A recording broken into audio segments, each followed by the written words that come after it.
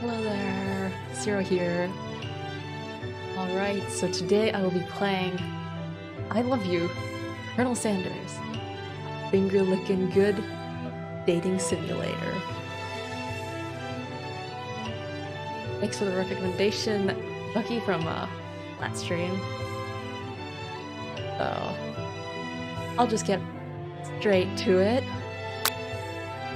New game. Alright, before we get started, tell us your name. Ceero.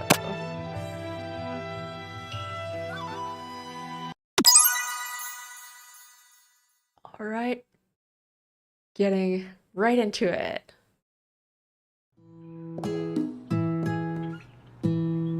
You sleep softly as the morning sun casts a warm glow through the window of your modest student apartment. The world is peaceful and serene. You'd stay in the moment forever. Or you could wake up. Now. Your first day of colors comes. No time to sleep in. Now then, let's throw the clock out of the window and stay in bed forever. You slept through the school year and gave up on the once-in-a-lifetime opportunity to meet Colonel Sanders.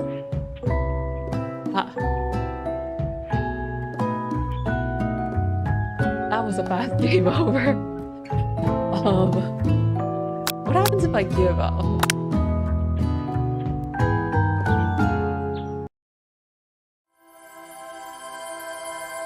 I beat the game. But you know, this is actually a good opportunity to show the opening. It will show the opening, right? Yeah. Isn't this like pretty insane opening? With all that animation, all that movement.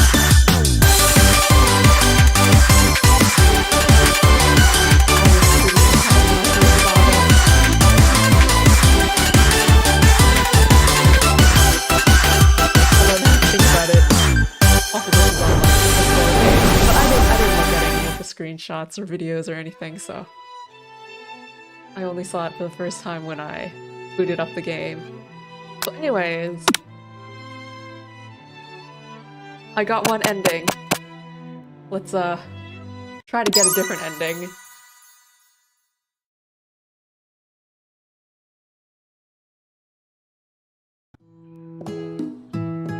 Alright, so this time I'm gonna smack that clock up and at him. Lying in bed, you stare at the ceiling, thinking about everything that awaits you at the prestigious University of Cooking School, Academy for Learning. Your mind begins to wander. Who will be there? What will you cook? What should you wear? Time begins to fly by, and you find your imagination getting away from you. You know what? Let's be a diligent student. Let's be diligent about this. Let's take this seriously. I'd better make sure to arrive prepared for the first day. You bust through your morning checklist. Teeth brushed. Hair combed. Hits deodorized. Nothing can stop you now. You confidently grab a biscuit, strut out the door, and head off to class. Just what you needed to get your blood flowing. Standing in the quad, you gaze upon the magnificent University of Cooking School, Academy for Learning. Here comes your lifelong best friend, forever, Miriam. She's the most adorably awkward person you've ever met, and you absolutely love her for it. What kind of voice does Miriam have? Good morning, Ceero. Are you excited for the first day of the rest of our lives? Actually, because I sure am excited, a little nervous. Okay, a lot nervous. What's just that this morning I made breakfast for myself, but, well, when I ate it, I couldn't taste any love in the food. What if I'm no good? What if I fail? Classic Miriam. Raised by master chef parents, she's always held herself to a very high standard. Ever since we were little babies playing together and you rescued me from that quicksand box, it's been clear to me that you're the most loving, caring person I know. You're going to do great. But with University of Cooking School, Academy for Learning's famous 3 only semesters. I'm afraid of being left behind and never catching up. Okay, what? 3-day only semesters? There's only gonna be 3 days? Okay, well, quick gameplay, let's go. Day by day, 3 days. Sweet girl, Miriam has always had a flair for the dramatic. This summer, she got so nervous about her first kiss that she chipped a tooth practicing on a mannequin. Should you pep talk her, or change the subject to give her some relief? Let's help her out. She's our best friend, after all. Remember last month when we saw that fortune teller and had our tarot cards read? The lady with the mask who gave me nightmares? I've been trying to forget. I know she looked spooky, but she was so sweet. She told you were destined for great things. Remember that card with the fancy-looking tower? And that other card featuring the handsome fellow in the red suit? I've been waiting for so long to meet a handsome fellow I could call my own. And I'm sure you will soon. In no time, we'll be graduating. You'll be delighting the world with your heartfelt cooking in no time at all. As you talk Miriam up, you can feel her nerves beginning to ease. You know what? Maybe everything will be okay after all. And if not, at least I have these killer bangs. Can you believe I cut them myself? You can definitely believe it. I cannot believe it. Before you can get another word out, you're rudely interrupted when someone smacks your books and custom-engraved measuring spoons out of your hands and onto the ground. Hey! Is that just Ashley? I'll call her Ashley. Ashley? Ashley? Ashley. It's Ashley, your arch-rival. She's totally evil, and you can't help but be filled with jealousy. She can get away with anything she wants, and she knows it. Hello, Ashley? Oh, I didn't see you there, chicken shins. You leave Ceero's shins alone. They're perfectly normal shins. You can't stand Ashley. Even her name is annoying. You know for a fact that it's actually Ashley. Yo, I got it right. But she had to add extra letters to make herself feel better than everyone. Anyone here knows what perfect shins look like. It's us. We're not going to let you or your really weird insults get to us.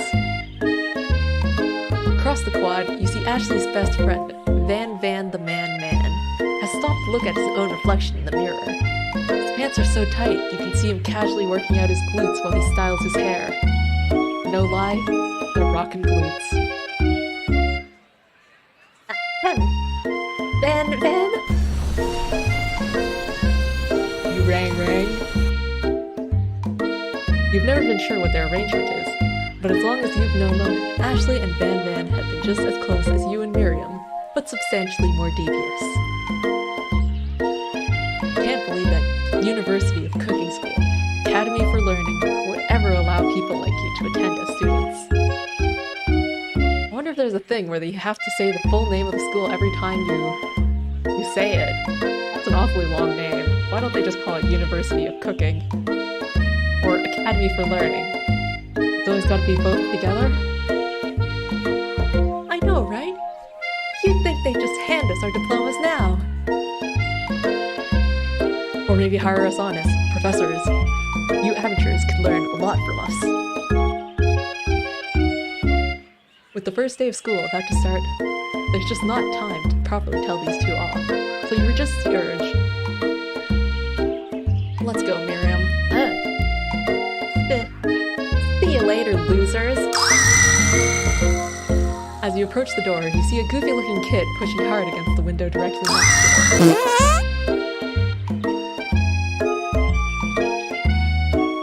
I'm running out of voices. Oopsie. I think it's broken. You reach forward and easily pull the door open. That should do the trick. I love you. I think you mean thank you? My name is Pop. I was named after my Pop. He's old. Could someone like this also be a student at the school? He must be one heck of a chef. Also, his name tag clearly says Bob, but I guess he's reading it upside down. Hi Bob, I'm Ceero. So, are you going to make me hold this door all day? Nope. And with that, the young man walks into the building ahead of you. Aww. It's just me, or is he kind of cute? I think it's just you. You both shrug your shoulders before following him into the building. You stand at the edge of the room, unsure where to sit. Other students wander in and keep themselves busy chit-chatting. A scruffy-looking pooch takes his place at the podium in front of the class. Adorable. Oh my, what kind of voice does a dog have?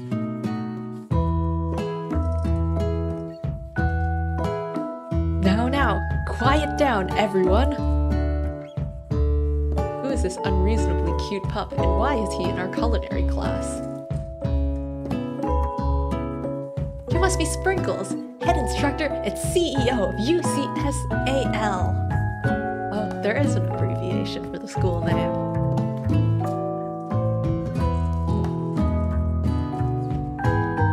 Okay, I need a better voice for Sprinkles here. Please call me Professor Dog. I may be cute and a little fluffy, but I still demand respect. Woof. What? A cute dog is our professor? This is the best school ever. I guess only a dog's nose is capable of picking up all the nuances of fine dining.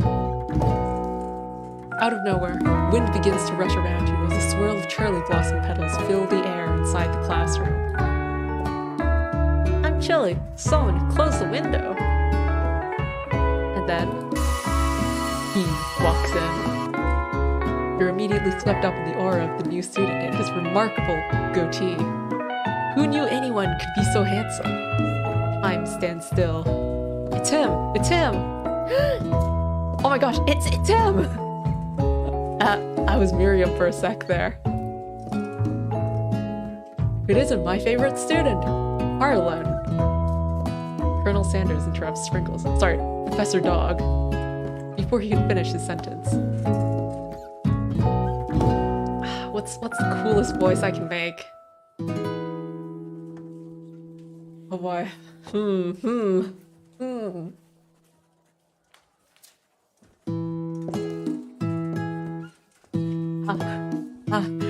How do I make? Okay, well, I'll just read it.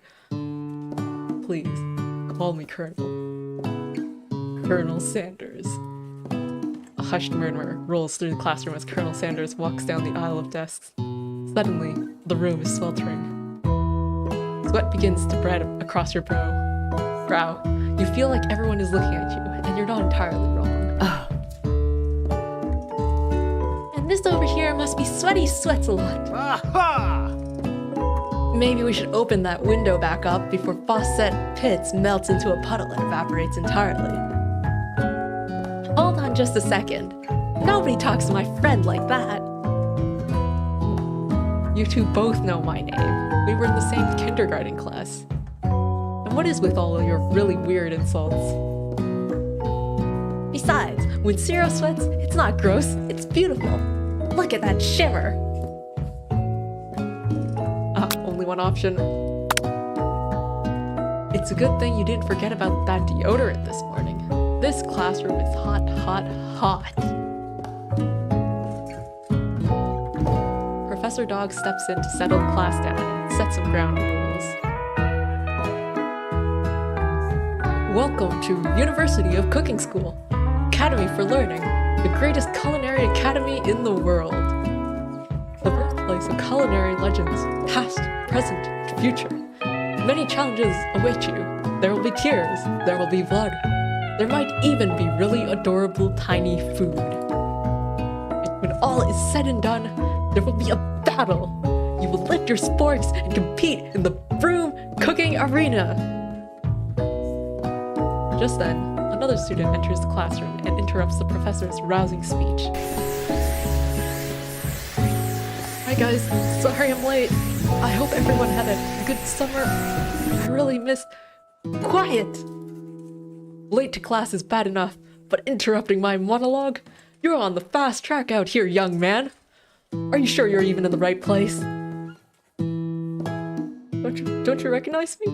It's my 3rd year in the school with you as my teacher. Everyone stares at him blankly. Does no one remember me? You're expelled if you utter one more word before I finish. Let that be a lesson to you students that tardiness is unacceptable.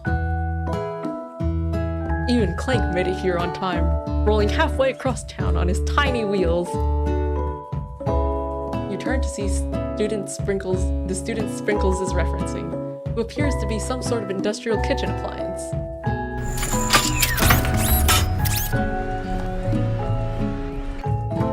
The class bursts into laughter. Oh, Clank, you rascal! Sprinkles walks in the classroom as everyone stands in silent obedience. When he gets to you, he lifts his nose into the air and takes a deep sniff. Your diet is lacking. Based on what I'm picking up here, you definitely need a multivitamin. You should be taking better care of yourself. You've never had a talking dog as a teacher before, but Sprinkles' reputation for being smart but tough is well known. You decide to try and butter him up by giving him a treat from your pocket. But what kind? Well, here we go, huh? Of course, it's gotta be the chicken snack. You reach behind your apron and return with a chicken snack in your hand. Sprinkles' eyes go wide as he locks onto it. His favorite. Well, I think there might be some competition for the new star student. The furry professor immediately devours the snack, leaving your hand slick with a coating of warm doggy drool. You see the other students eyeing you jealously, but pay no mind to them. If they wanted to succeed in life, they should have learned the importance of carrying a range of dog treat flavors on them at all times. Settle down, young chefs. Take your seats and prepare to have your minds opened to the amazing possibilities of culinary creation. As everyone rushes to claim their favorite seats, you're left standing at the front of the room. Only 2 options remain. Hey, Ceero! There's still a seat here!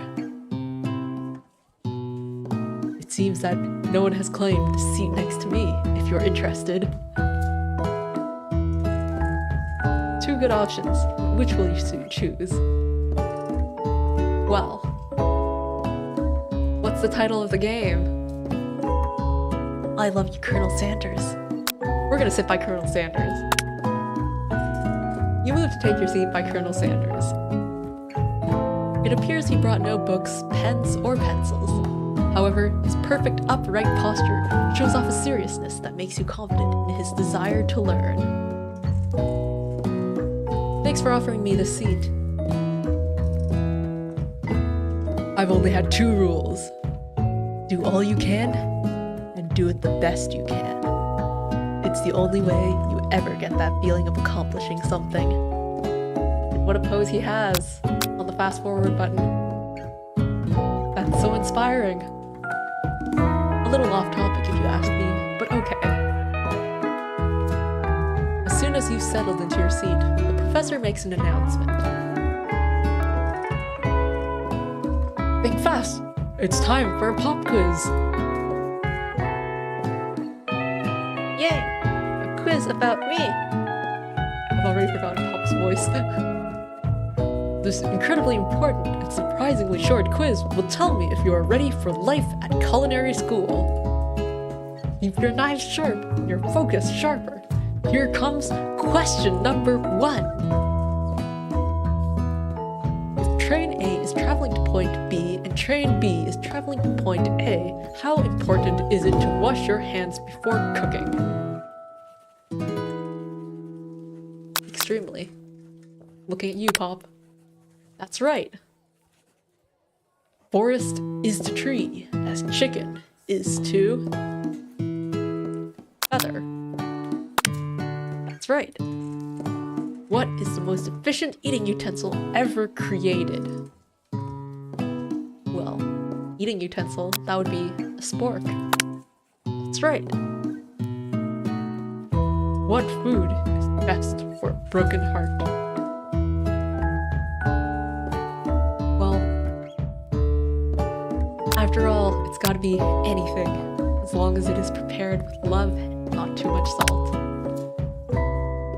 I'm getting everything right. Is Sprinkles a good boy?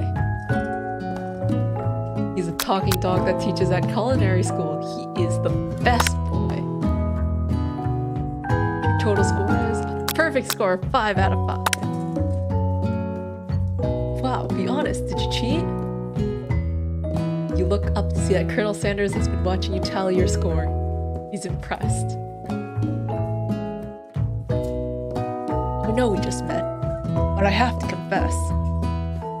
I think you have a beautiful brain. Oh my gosh, I need to get... How do you do Colonel Sanders' voice? Hot diggity, Ceero, you just scored some major Colonel Sanders points with that performance.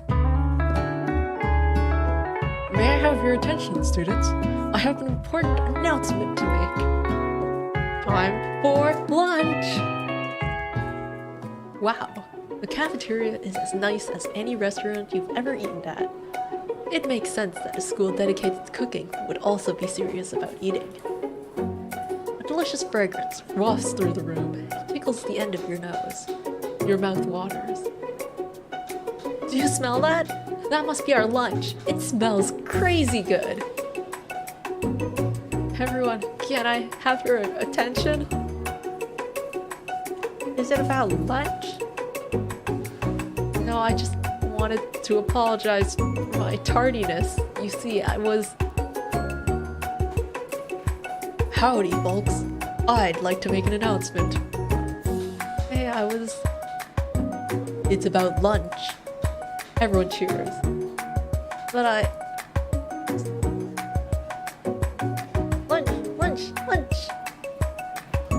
She said shh. In honor of the new semester, I prepared something special to share with everyone for lunch. Aha!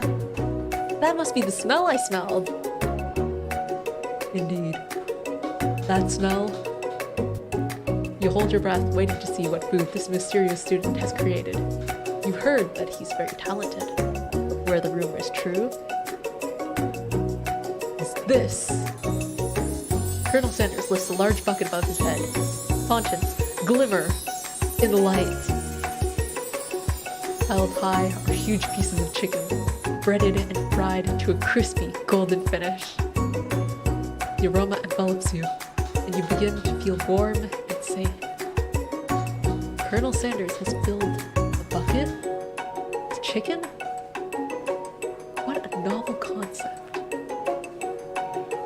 Your stomach begins to grumble, as if to say, stop thinking and start eating. For years, I have been developing a secret recipe for the perfect fried chicken. By my calculations, nothing less than 11 herbs and spices are required to achieve the perfect balance of flavors. You look around and notice that every other student has pen and paper and is scribbling notes as fast as they can. But that's all I'll say about that. What, you think we want your stupid secret recipe, dude? Nah, my dude, nah. I'm just, drafting a last will and testament in case, one of those ingredients is, poison. Got him. He looks around nervously to see if anyone else is laughing at a sick burn. You wait to see what singer Ashley has prepared to follow up, but she suddenly takes a different approach. Yeah, and I was just like, writing in my diary. Dear diary, today I smelled something beautiful. I knew at that moment that only the hands of a true gentleman can fry chicken so tender. You see her body language change from bitter and evil to sweet and innocent as she slides closer to Colonel Sanders. She realizes that he is destined for greatness and fame with cooking skills like this. She wants him all to herself. Oh, plate. Well, Van the man, you don't want any. I'll take his. Whoa, hold on. I mean, I guess I'll try it. He takes one bite and his eyes grow wide. He starts contorting his face as he tries to hold in his pure exhilaration and act unimpressed. Easy now. There is enough for everyone. Please, my fellow classmates, dig in. You take one of the pieces of fried chicken out of this bucket and sink your teeth into it. It's amazing. Tasting Colonel Sanders' food transports you to another dimension. Alone with your taste buds, gripping a drumstick in your hand, you float weightless. I shall savor the moment and everything that it tells you about Colonel Sanders' culinary heart. The flavors in your mouth are beautiful, pure, heavenly. What a guy. Alone with the flavors, you feel something that can only be described as love. For a man? Or a flavor? Are they the same? After tasting his food, you try to get some one-on-one time with Colonel Sanders. Only one option. Approach Colonel Sanders. Colonel Sanders smiles ever so softly as you approach. He stops what he is doing and allows you to break the silence. Colonel, I wondered if I could talk to you for a second. Anything for a fellow chef. What exactly was on that chicken? How bold to come out and ask. It's an idea I had for a new combination of flavors that will make my fortune and establish my legacy for all time as I open a chain of highly successful fried chicken restaurants. No big deal. It's just you and me here talking. I can keep a secret. In fact, I've got some of my own that I'd be willing to trade. What's the rush? The semester is only getting started. We've got 2 more whole days to get to know each other. Yes, the 3-day semester. We're already down 1 day. That means we're 1/3 through the game already. Whoa! He's clearly not going to give it up easily, but it doesn't hurt to be persistent. You know what they say about secrets, Colonel? Shouldn't learning be fun? Aww. You've got moxie, I'll give you that. Colonel Sanders looked both ways to make sure you're truly alone, then leans in. You can feel his warm breath as he whispers. Just one ingredient, which you can't tell, I used. It's something my great-grandmother taught me. Wow, you'd never have guessed that. In fact, you're not even sure where you'd get some if you searched. Yeah, that is really, really something.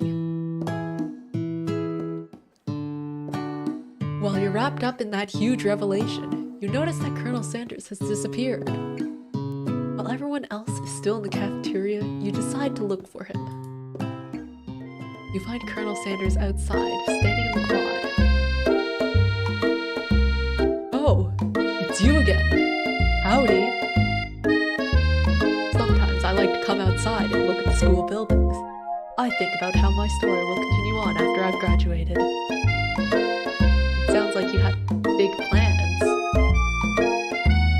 I dare say, the biggest. I will leave my mark on this world.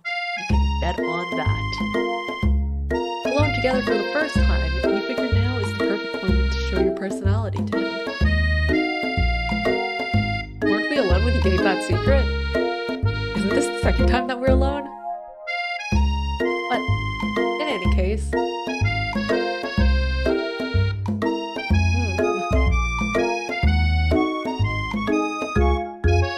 Shall we wow him with a big idea? Let's spice things up. You know, about that, I was thinking about your secret recipe. I don't doubt it. It has a way of leaving an impression on all who taste it. You decide to show him that you also know a thing or two about blowing minds with new flavors. I actually had some thoughts on how you can improve it. Improve it? You want to change my secret recipe? And you think you can do better? Have you ever heard of habanero peppers? Heard of them? I tend an entire garden of chili pepper varieties. Habanero, poblano, cayenne. But that's not the point. You can't just toss new ingredients into my secret recipe and expect to improve it. A recipe is about balance. It involves careful consideration and refinement. I didn't mean to... Let this be the last time you improvise on my recipes, Ceero. I'm headed back to class for the next lesson. No! No! That certainly didn't go as planned. You'd better head back inside, but you wait a moment so that Colonel Sanders doesn't think you're desperately chasing after him. You step into the massive cooking room, where the afternoon lesson will take place. Each student gets an oven and all the tools and ingredients they could need. Look at this place! It's magnificent! Finally, we get to show our stuff! Wait a second. Oh no! We have to show our stuff! What if I totally blow it? You're not going to blow anything. Except maybe kisses to the crowd of fans you're going to earn with your signature adorable tiny food creations. Welcome, students, to the cooking arena! For today's lesson, we'll be cooking with partners. Hurry up and pair off! Naturally, Miriam looks over to you, but unable to control yourself, you pounce on Colonel Sanders. Hey Colonel, would you like to tackle this lesson as a team? A team of two, that is. Me and you, if that wasn't clear. Wanna be my partner? Aww. Sure, Ceero. I'll prepare our station. Without you as a partner, Miriam is left standing all alone. Two different students quickly take notice. Hello, new partner. Beep, boop, zzz. Oh my, two potential partners? I'm so sorry, gentlemen, but I don't know who to choose. It looks like you'll have to pick for her. Friend duties can be a little awkward, but that's the price you pay for not being alone forever. Who do you want to ask to be Miriam's partner? I'm honestly kind of curious about Clank. What does Clank do? Pop at least is human, but Clank, do you even have arms? Sorry, Pop, but I think Miriam will be partnering with Clank today. It's okay. I already ate. It's not entirely clear if Pop has any idea what the point of school even is at this juncture. Clank is clearly excited to have some intention. He heats up and begins to roll back and forth. Warp, warp, warp. Hold on there, fella. We don't even know the assignment yet. Technically, Clank might not have a face, but there's something charming and earnest about him.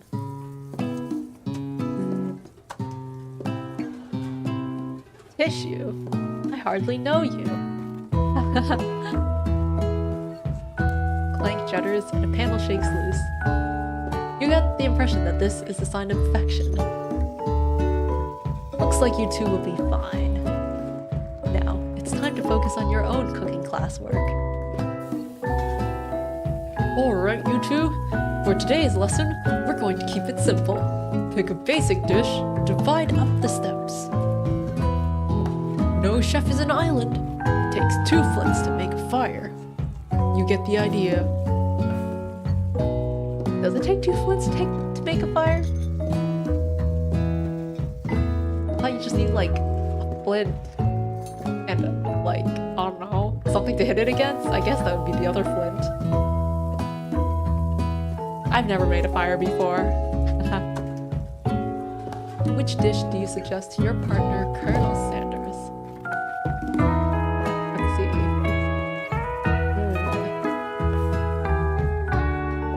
Let's do your grandmother's mashed potatoes and gravy. I'm sure he'll appreciate appreciate something like that.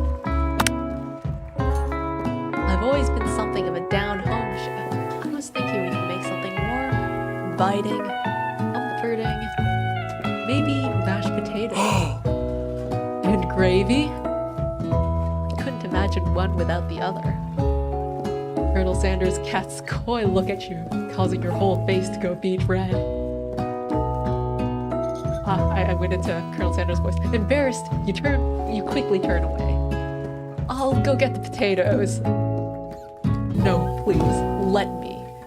Picking perfect produce is a passion of mine. Looks like things are getting pretty fresh around here. Does someone have a crush on Colonel Sanders? We're just cooking partners. Mind your own business. Sanders' heart is my business. And you better keep your fingers off my man. Did someone call for me? Oh, jeez, man. While I'm over here crushing Ceero's dreams, you're supposed to be taking care of our classwork. What's the deal? Remember? Colonel Sanders turns, arms full of peeled potatoes. He tells me something of boiling water, and turns his attention to you and your old friend. What is before the volume is getting strangely loud?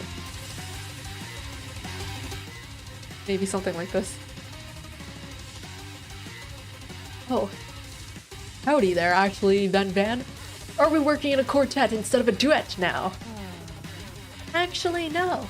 It looked like Ceero was struggling, so we offered to give him a hand. You know how it is. These young amateur chefs need a lot of mentoring.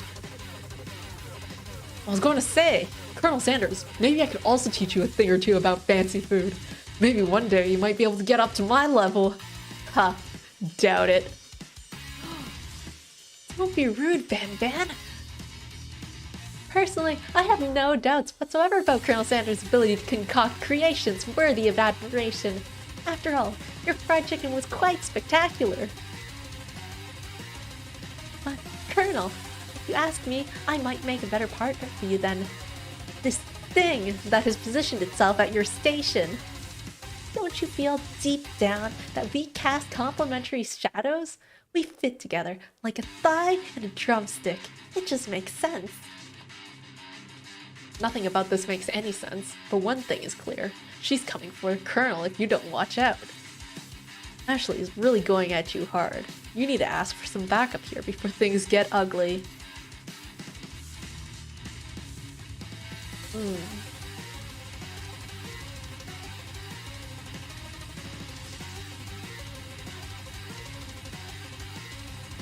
I think I can count on Miriam because she's my forever bestie who always has my back. You turn to Miriam, and as soon as you find her, she senses it and looks back. This girl's friend in need radar is second to none. She immediately comes running over. If someone's threatening my friend, I will destroy them. I actually think that Ashley and Van were just leaving. Leaving you in the dust? Vis-a-vis my skills as a chef, perhaps. But stepping away from this competition, you are sorely mistaken. Miriam, you're a loyal friend, but Ceero is my partner for today's activity. You look for Sprinkles in hopes that he might step in, but he's nowhere to be found. Darn those cute corgis and their short but sturdy stature. You look down at your station and realize that, in the tension of the moment, your hands have been cooking on autopilot. Distracted by the drama, you've already crushed the boiled potatoes into a perfectly creamy mashed texture, with plenty of butter and cream for flavor. It's as if your natural passion guided you through the steps you know so well while your attention was elsewhere. I know just what to do. Colonel Sanders extends his hand. He's holding a beautiful white porcelain gravy boat, out of which pours a smooth brown gravy, smothering your nearly finished potato dish. Gravy flows down the mound of mashed potatoes. The results look spectacular. Granny would be very proud. Colonel Sanders holds his fork out to you. You reach out and grab hold of it, but he doesn't immediately let go. The two of you stand holding the same spork, and for that small moment, all of the madness and pressure in this crazy world stops. Your eyes lock. The moment is electric. Time stands still. If you love something, set it free. Together, you dig the utensil into the mashed potato and lift a heaping sporkful up. When you see Ashley with a sinister look, you know she's plotting against you to be with Colonel Sanders. And then, filled with rage and without thinking, you fling the sporkful of mashed potatoes right into Ashley's stupid, beautiful face. Van, do something, do something. Scooping up a fingerful, Van tastes the dripping mashed potatoes and gravy and realizes that it's delicious. Horrified by this revelation, he slinks away. Will he ever be able to cook something with so much love and integrity? Hold on right there, Ceero! We do not waste food in the brew cooking arena. Colonel Sanders, I expect better from you. If you throw one more spoonful, you'd both better be prepared to eat it from wherever it lands. Can I have potatoes, Faith? Van rushes back over, a covered dish in his hand. Mashed potatoes with gravy? Pathetic. In just a few minutes, I've prepared a full meal. Gaze upon my specialty, braised tentacle of octopus in my silky saltwater sauce, plated on a battle axe forged by my supreme chef ancestors.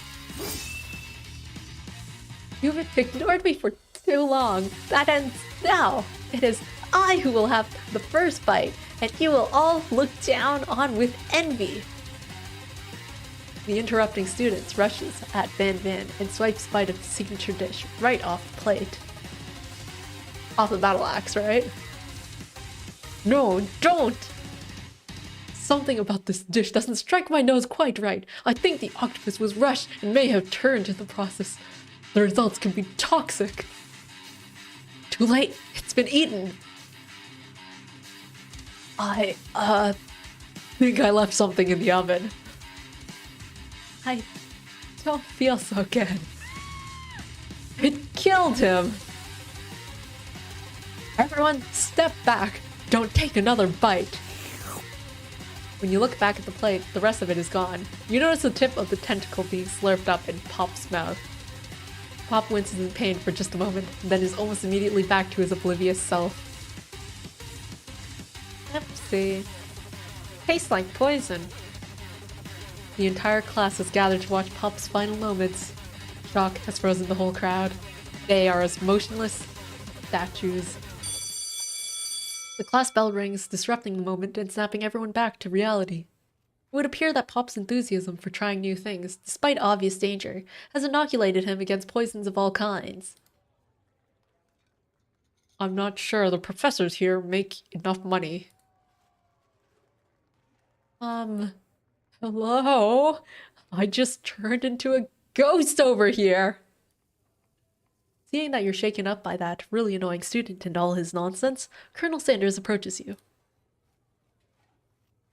I'm sorry you had to go through that. Please, let me walk you home. What? Like, for real? Oh, come on. You follow Colonel Sanders out of the room. At night, the school building has taken on another vibe entirely. It's dark and more than a little spooky. Colonel Sanders stands in the quad's neon glow and speaks softly. Those mashed potatoes you made in class today. Before you go on, I want you to know, they're not a great representation of my skills. I didn't even realize I was making them. They were amazing. Tasting them, it reminded me why I became so passionate about food to begin with. Colonel Sanders is getting choked up. Cooking is obviously important to him in a way that you find inspiring. Now might be the perfect time to tell him you're developing feelings for him. Colonel Sanders? Yes, Ceero? There's something I need to tell you. Hold it right there! There's something I need to tell you first! Oh, jeez. You see, when I was just a boy, I had a dream that one day I would be the greatest chef in the world has ever seen. And every day since, I have been working towards that dream, day and night, never stopping, never resting. Also lifting a lot of weights, like so many weights. We should follow our dreams with all of our hearts, that our souls may grant them like wishes floating on a shooting star. Hey, no, you... Shut up! I'm the one here trying to say inspirational stuff and be the star of the story. Are we forgetting that your cooking literally killed a guy? You can't prove that. I also saw you kill that guy. What was his name? Somewhere in the distance you hear a long, sad sigh. Forget him. We're talking about me. And me. I'm the hero. A spore monster is here to fight a hero. I think I left the fridge door open. Later, nerds! How dare you threaten me as I was just letting down my guard and connecting with another chef on an emotional level. Be very afraid of me, because I'm a monster, see? Is he rhyming on purpose, or is that just a coincidence? But before you can discuss syntax any further, it's a turn-based fight sequence. What will you do? Gotta take the initiative, I suppose. You decide to go on the attack. Which attack will you use? I will cook with love. Cook with love does 1 damage. It just got real. That attack really upsets Spork Monster. Spork Monster goes on the attack. They spit hot gravy at you. You take 1 damage.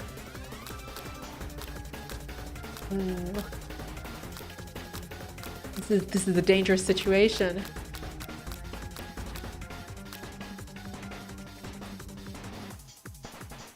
It's a monster. I need to keep attacking. It worked last time, right? Cook with love.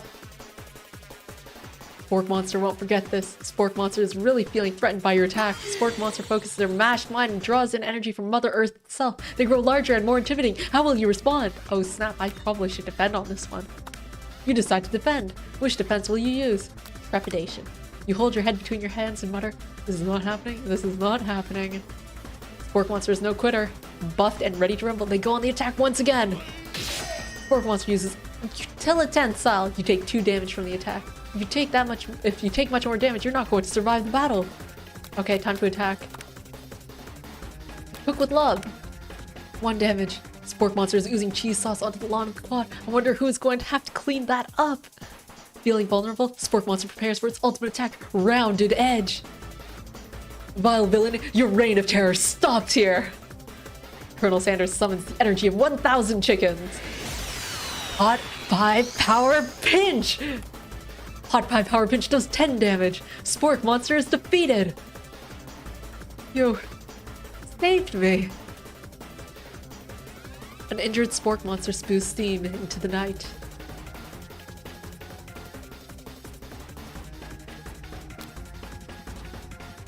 The monster. We should finish him. Should I spare this wretched beast?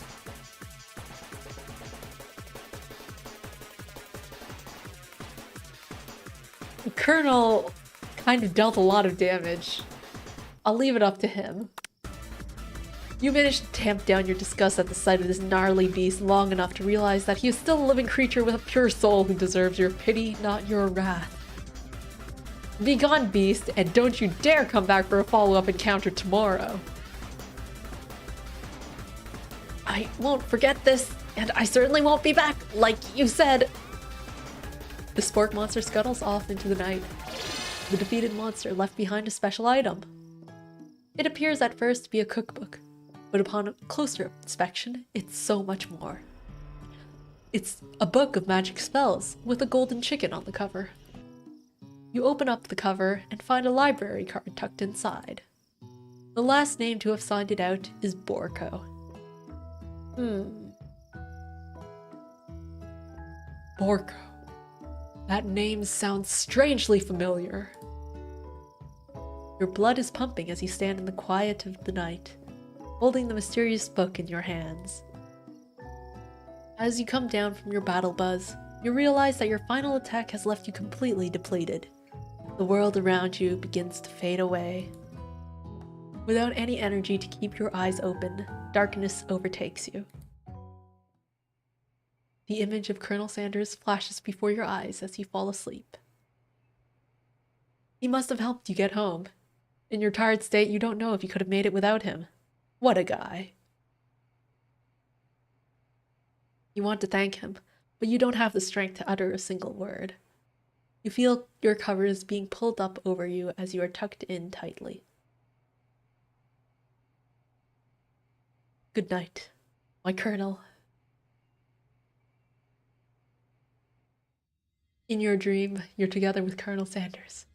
For some reason, Sprinkles is also there, instructing your love. Dreams are weird. And there everyone is, even the ghost. You awake on day 2 and attempt to process the wild visions you had. Were they memories or premonitions? And then there was that secret ingredient that Colonel Sanders went ahead and told you outright. Not much of a secret, huh? It's probably just because he already trusts you so much. Sure, that makes sense. We'll go with that. You meet up with your bestie in front of the school. Before you can tell her about the encounter with the spork monster, she launches into a story of her own. Okay, I know this might sound a little strange, but I think I might be, I think I might like Clank. Like him? Like? I know it sounds like it's moving too fast, but there's something about him. I like him. Like him. We got to talking after class, and he's actually a totally sweet guy.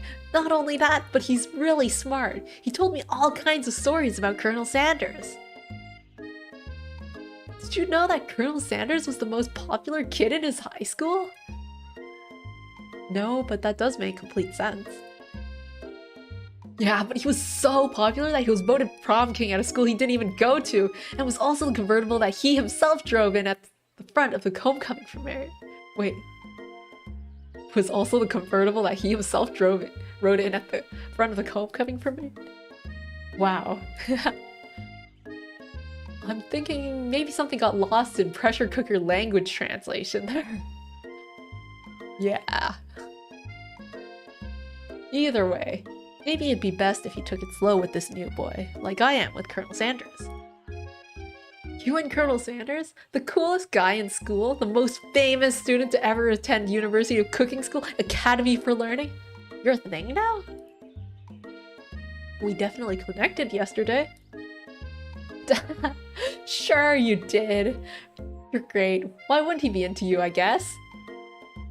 Laughing at the implication that you and Colonel Sanders might be a thing is definitely not cool.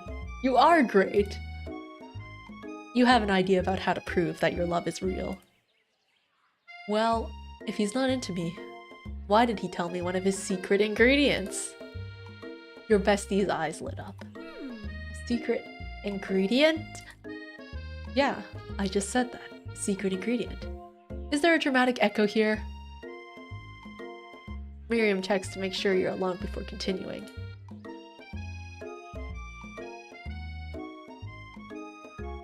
So, this summer, while I was on vacation with my family, a lovely man approached me in a botanical garden where I was wandering. This can't be good. Told me all about his passion for spices. Secret spices! The man even gave me some to show me what he meant. He said it was a powder created from super duper rare dried flower petals, and that if I did him a big favor, I could have some of my own. Please, Miriam, don't tell me. So, I filled my suitcase with them and brought them home. He was so nice, he even met me at the gate when I arrived. Later, when I cooked with them, a very strange feeling came over me, and the flavor was unlike anything I'd ever tasted. I think you're being very liberal with the meaning of spices here. Whatever. Anyhow, we both share an interest in cooking, so we stayed in touch, you know, like pen pals. I bet he would love to know more about new spices. Well, I'm definitely not supposed to share Colonel Sanders' secret recipe. And besides, I only know the one ingredient, so I doubt it'd be much use to anyone. Please, please, please. It would mean the world to me. No one has to know it came from you or from Colonel Sanders. What do you think? Should you protect Colonel Sanders' secret or share it with your bestie? Obviously, we can't share this secret. It's a secret after all. You quickly think of a fake ingredient name. I don't know. How about... It was Eye of Newt. I know, sounds like some kind of witch's potion, but what can you do? Eye of Newt? Wow. Her eyes light up imagining such a thing, and you figure that you've satisfied her curiosity and she'll move on. However, she immediately turns around and does some thumb typing on her phone that you can't quite see. That's probably not good. Before you can ask her to confirm that she was definitely not texting secrets to other people, you're interrupted. A wind rushes in. Cherry blossom petals fill the air. It's Colonel Sanders. He's arriving at school. I must stand back and admire his majestic glory. Colonel Sanders' horse is truly a thing of beauty. Without ever acknowledging that he's being watched, he does a short horse dance before dismounting with a flourish. He then slaps the beautiful creature gently on its rear, sending it running free to the countryside. You are so struck by the sight of him that you lose the ability to speak coherently. Oh, I didn't realize anyone was watching. Don't worry, he knows his way home. You attempt to compliment Colonel Sanders, but the words don't come out exactly right. What a horseful beaut you have. I mean, what a horseful beaut you have. I mean, what, dang it, that's what I just said. Being a good friend, Miriam attempts to cover for you. Oh, Ceero just gets really nervous around people they like. What? This is not helping. I mean, they got food poisoning and we're up all night. It was gruesome. You should have seen it. She gives you a wink and smile, as if to say, situation handled. Can't blame a girl for trying. And with that, Colonel Sanders disappears into the school, leaving you and Miriam to follow. When you enter the classroom, you can see your two rivals, Ashley and Van Van, are doing something bad. By the way they're hiding, you know it must be really bad.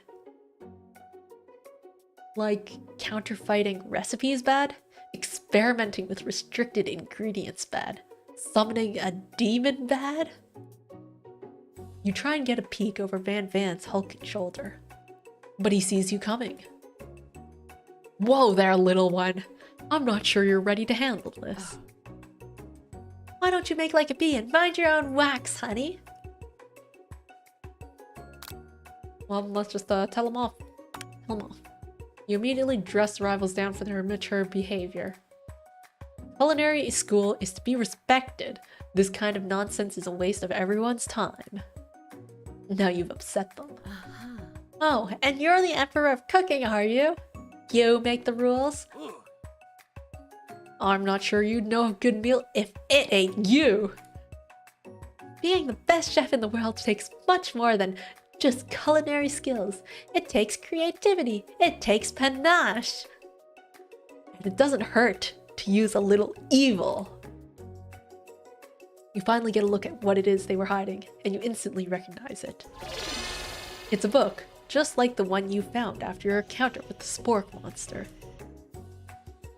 That's the same book that I found last night in the quad. Ashley immediately elbows Van Van, who hides the book behind his back. I don't know what you're talking about. That book is a family heirloom, and its contents are secret. You notice that they haven't just been studying the book. They've got Pop pinned to the wall. And they're tossing potato skins at him as he tries to catch them in his mouth. We're playing. Before you can dig in any further, you're interrupted by the arrival of more students. It's almost time for class. Beep beep. Clank must be running late. He's in such a hurry that he rolls right over Van Van's meaty foot. Hey, watch it, you bucket of bolts! You watch how you talk to him. He didn't do anything. Who do you think you're talking to? I've never heard such language, not even from a stand mixer. Womp womp. No, your mother was a stand mixer. Mm. Van Van jumps to attack Clank, but Clank shocks Van Van, sending him flying across the room. Protect me, Colonel Sanders! These crazed men are about to come to blows! I think it must be over for me. But I'm not interested in either of them. Ashley's tone is completely changed in an instant. She bats her eyelashes at Colonel Sanders. Surely he must know that this is a ruse. Right? Gentlemen, get a hold of yourselves.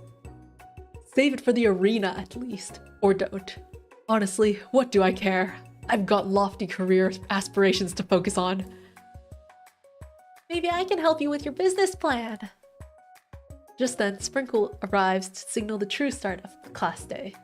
He's panting, which doesn't seem that abnormal. He's a professor, but he's also a dog. Students, please take your seats. I apologize for my late arrival. I spent the morning chasing a car all around town, and my tiny legs are very, very tired. But I'm here now, and I hope you're ready to learn. Rub his furry dog belly. He loves it. After he catches his breath, Sprinkles regains control of the classroom.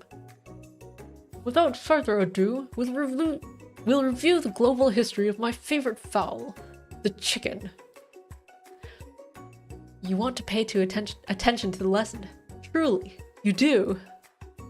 Which is why in 1776, at the signing of the Declaration of Independence, it was a chicken who first signed their name. But you can't help but daydream about Colonel Sanders, and you miss most of the important parts. When you come to, Sprinkles is holding a tray of food in front of you. Well, Ceero? Naturally, this appears to be a sample platter. Which item do you want to sample? Well, well, well.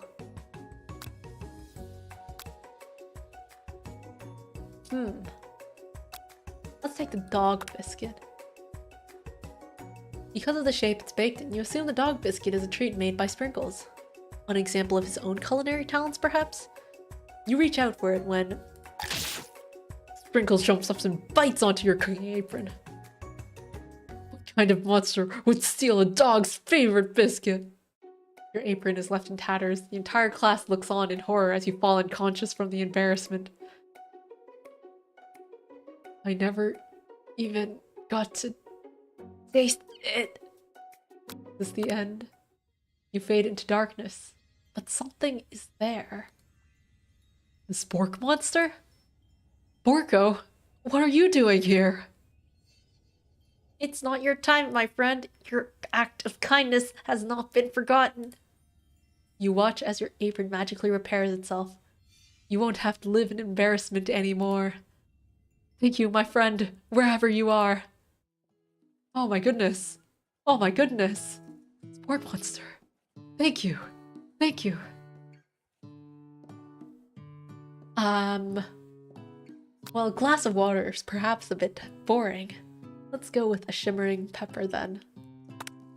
A brightly colored pepper stands out from the other items. It sparkles in a most eye-catching way, so naturally you reach out, grab it, and eat it right away. However, your body is not prepared for the heat. The pepper has triggered an intense spice hallucination. It feels like forever as you trip through the universe. Ghost of student. My friend. Oh. This guy again?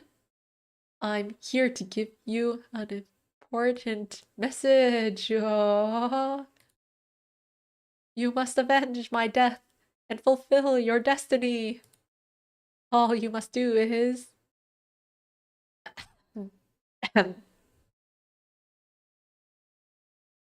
I was saying, fulfill your destiny. All you must do is... Sorry, I think I've still got some spice stuck in my throat. It's fine. I'll work through to fulfill the prophecy You must! You feel yourself begin to regain consciousness. Oh, man. You come to and find everyone is staring at you. That pepper was the last of its kind on Earth, and now it's gone forever.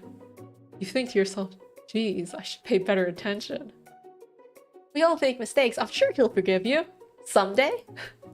Come on, it's time for lunch. Before anyone can relax, the cafeteria lights dim. And your rivals enter to make a dramatic announcement. Today's lunch will be prepared via time competitive cook-off. The level of theatrics with these two is off the charts.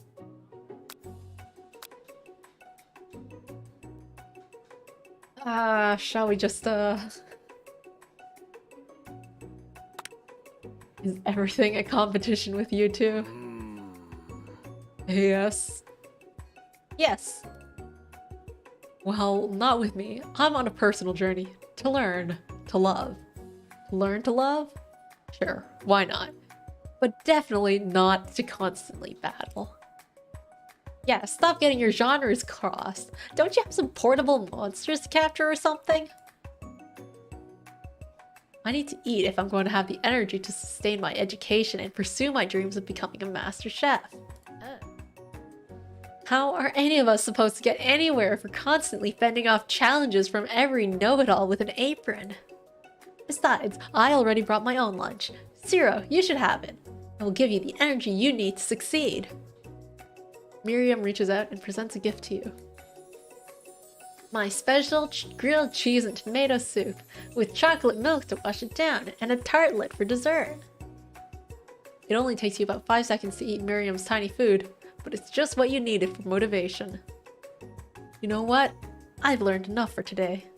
Let's battle. Just as things reach a boiling point, Sprinkles steps in. Surely he'll put a stop to this madness. Now, students. Please settle down. This is a lunchroom, not a sportsing court.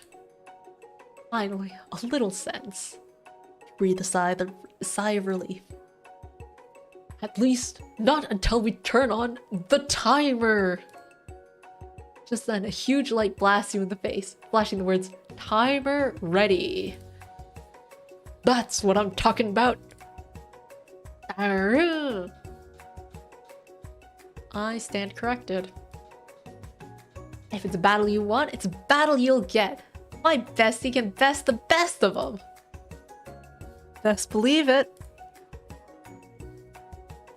Like a diamond, I was formed under pressure, and now is my chance to shine. I will defeat you myself. You had his chicken and you made mashed potatoes and gravy on day 1, and you're feeling like you can really impress him again here. It's time to boil some water for the potatoes. Think fast. If the timer runs down, you'll be forced to pick randomly. What temperature does water boil at? 100 degrees Celsius. That's right, but how would you have gotten into this school without knowing that? The winner gets to rub my furry belly. Let that enticing offer motivate you. You're going to need to season this chicken before you cook it. You don't know Colonel Sanders' recipe exactly, but you have an idea. Oh boy, do I? How many herbs and spices did he say he used? 11? That's right, you might know all the ingredients yet, but at least you're headed in the right direction. Tail wagging intensifies. Now that you've got some basic steps going, it's time to elevate your craft. What state of mind offers the most flavor? Gratitude? That's right, you must never take this opportunity for granted if you hope to succeed. Your classmates are rooting for you, but Ashley is simply stronger and faster than you. You'd better pick up the pace if you want to survive. When you were a child, your father told you to never forget where you came from. Every day you meditate on his advice and draw energy from that place. Now would be a great time to harness that energy. So where does it come from? Small town where big dreams are born. That's right, this is your shot and you're not going to miss it. You try to shut out the noise of the arena and focus on your cooking. What is the sound of success? Sizzling? That's wrong, damn it! Don't let me get the spray bottle. Next question. You notice Colonel Sanders out of the corner of your eye. I believe in you, Ceero! He's actually cheering you on. Which would be awesome, except knowing that he's watching you makes you totally forget what you were doing. Yeah, all you can think about is Colonel Sanders. How many spoonfuls of gravy would it take to fill a... What were you thinking? Get your mind back in the conversation. You're headed on a stranded island with only one dessert cookbook. Which do you take? You know what? Should you be focused on the challenge? You're falling behind. Sorry, I forgot the question. What does that have to do with crafting spectacular fried chicken and delicate baked biscuits? What? You're really struggling to keep up. At the next question station, Ashley has already begun plating elements of her dish. It's colorful and complex. To make up time, you toss your biscuit dough into a stand mixer. As you do, the crowd gasps. Yikes! Bzz. I know you love nothing more than seeing a fellow appliance utilized in a kitchen battle, but sometimes that means sacrificing the personal touch.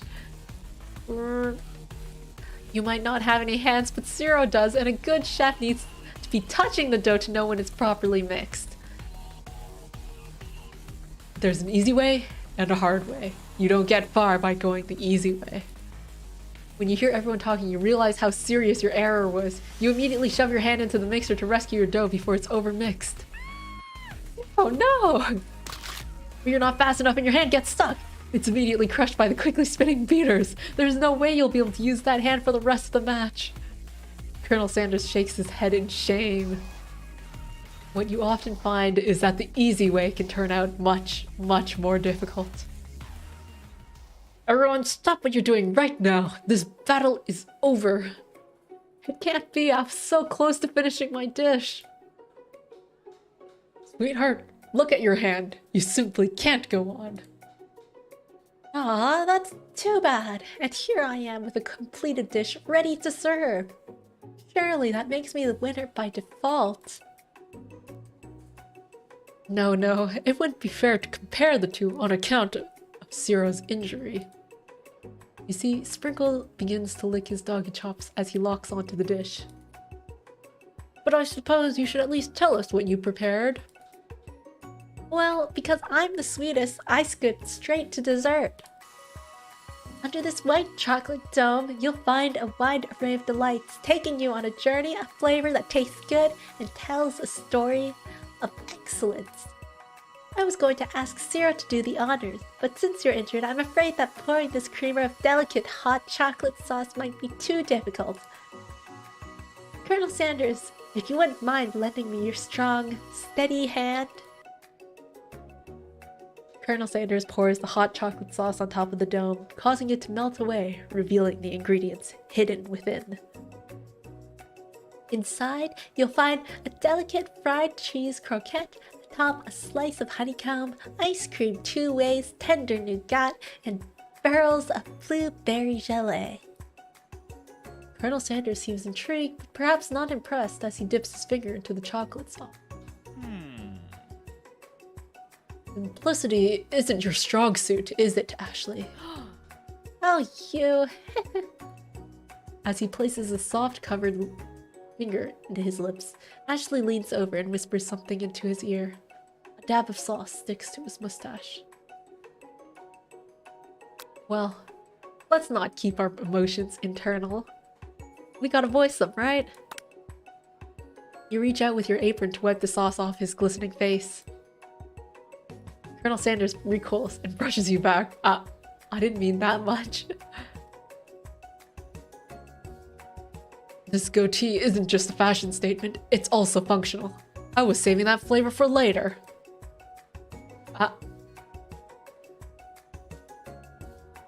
We're this far, we can't give up now.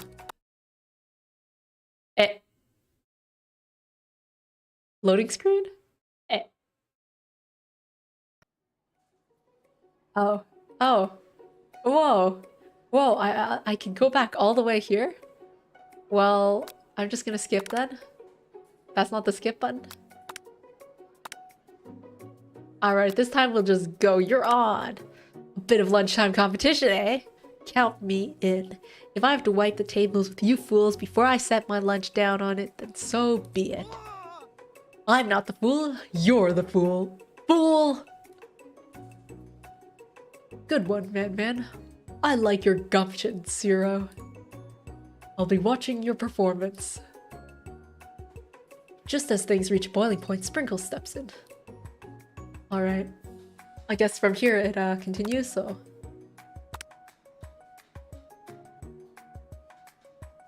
Okay, the hard way builds solidly a foundation. And that's an original quote by me, in case anyone was wondering. I hope its message lifts you to victory. I guess I skipped a bit too far. Like a diamond, I was formed under pressure, and now it's my chance to shine.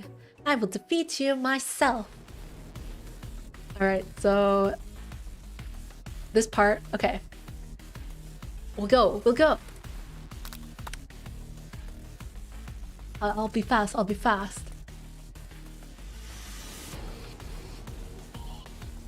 Go.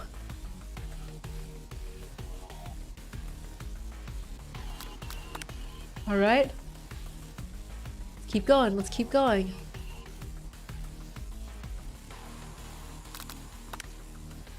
Okay. This was one where I failed.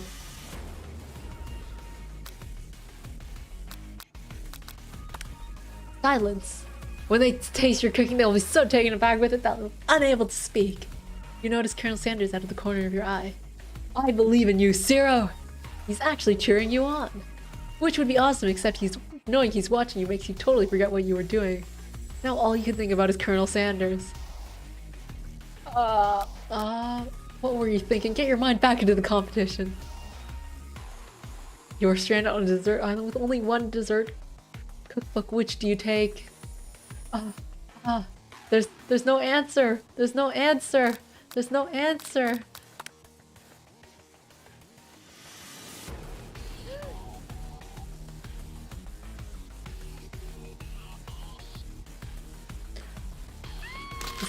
there no way? Can't be. I got everything correct until Colonel Sanders arrived. All right, let's skip through.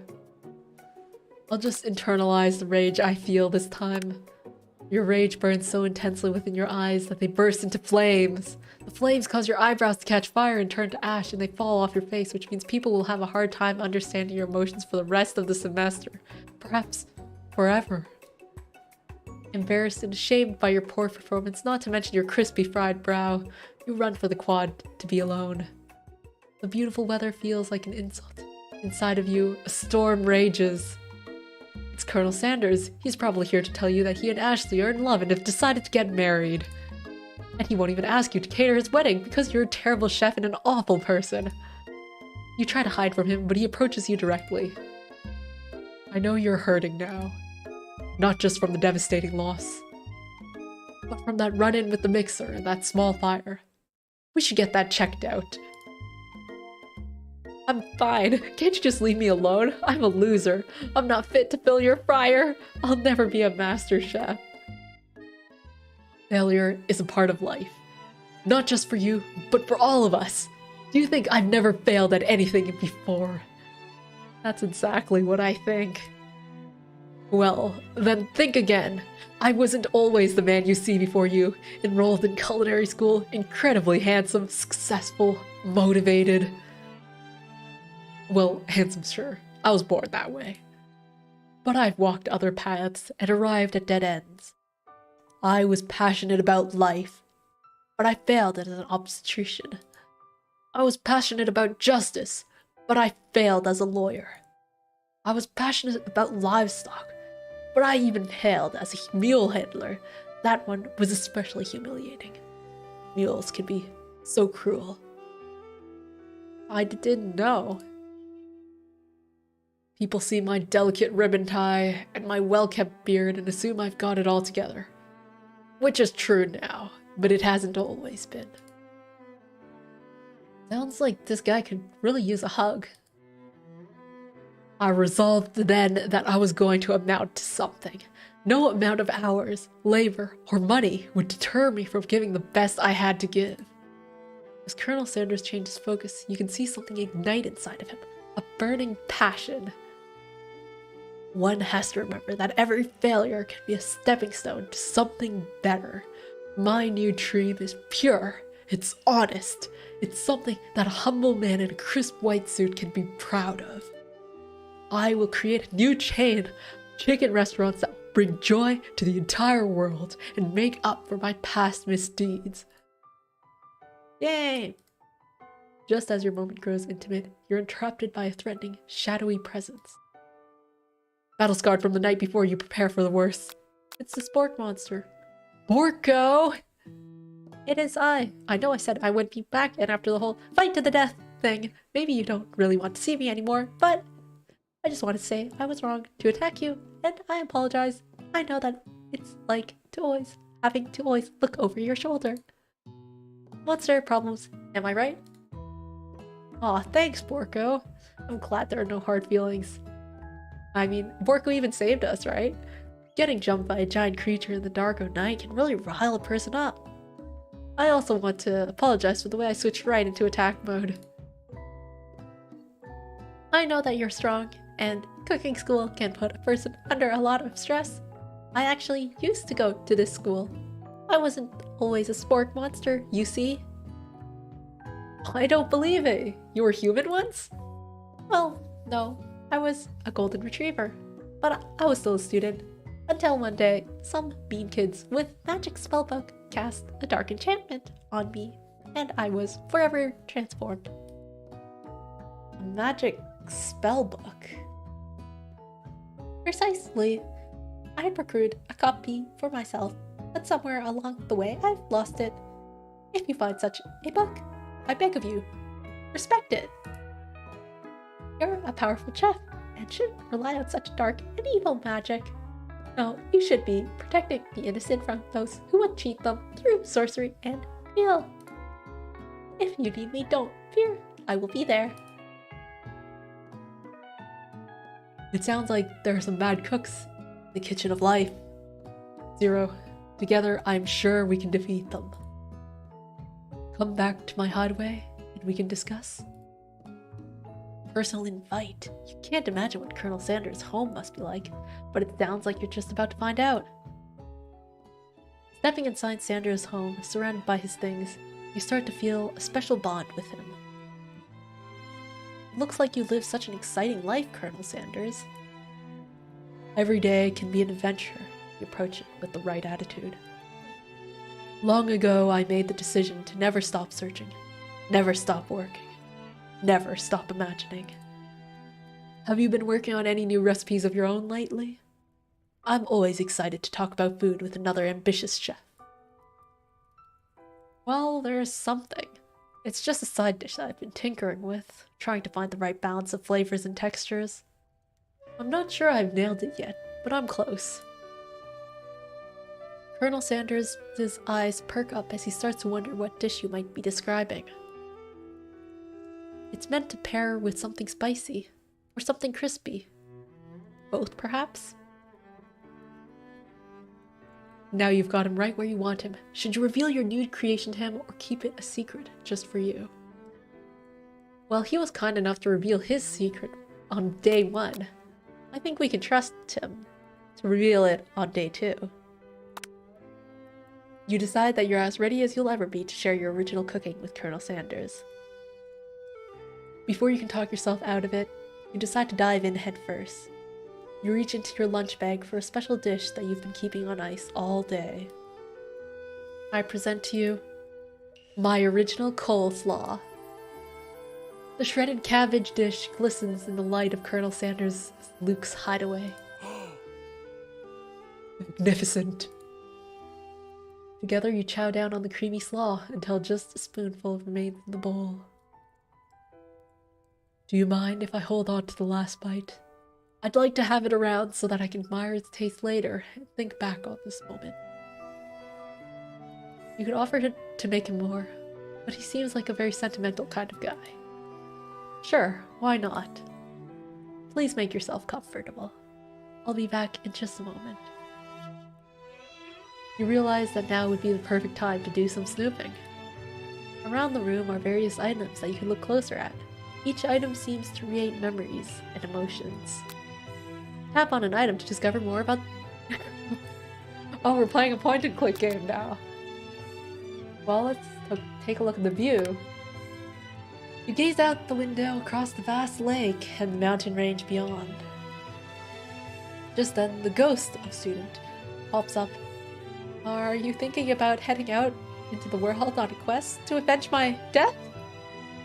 Oh, wait, what? I never even learned your name. Why would I avenge you? I can tell you my name right now. It's... Can't you see I'm in the middle of something? You open the window a crack and the ghost of student is swept out with a breeze. You notice a very realistic stuffed chicken sitting in the corner table. When you pick it up, you realize it isn't just realistic, it's real. Taxidermy? Must have been important to Colonel Sanders when it was a little note clipped to the chicken foot reads, "The true state bird of the great state of Kentucky." A scented candle. You pick it up and try to identify the smell. Power tool? Freshly starched collar? Piece of wood floating in a lake?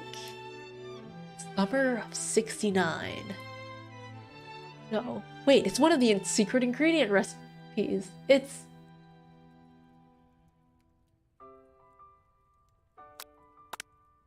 A lock of silver hair is woven through the teeth of the comb. Upon further inspection, you realize that the hair therein isn't just silver in color. It's actually made of spun silver. Oh. The door opened. I'm curious about this though. This must be where he keeps the secret recipe. You think for a moment. What number is important to Colonel Sanders? Then it dawns on you. As soon as you turn the dial to 111111, the safe opens. Inside it, you find a single note. Can chicken be prepared sashimi style? You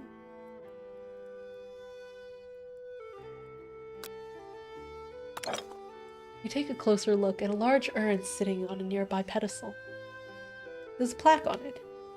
It's dusty, but when you wipe it off, you can read the inscription. It says, "Here lie the ashes of all my past careers and business failures." Poor guy. An adorable little baby boy crawls across the floor. From the goatee and the mustache combo he sports, you figure that this must be Colonel Sanders himself. That, or maybe it's a drumstick that he seems to be waving like a rattle. Who frames a baby picture of just themselves? Probably the same type of person who would make their own face the logo of the company they founded, am I right? The photo appears to be Colonel Sanders, except he's an old man visiting the pyramids of Egypt? Maybe this is where he discovered one of his secret herbs and spices. One of the framed photos shows an old man who looks a bit like Colonel Sanders standing with a friend.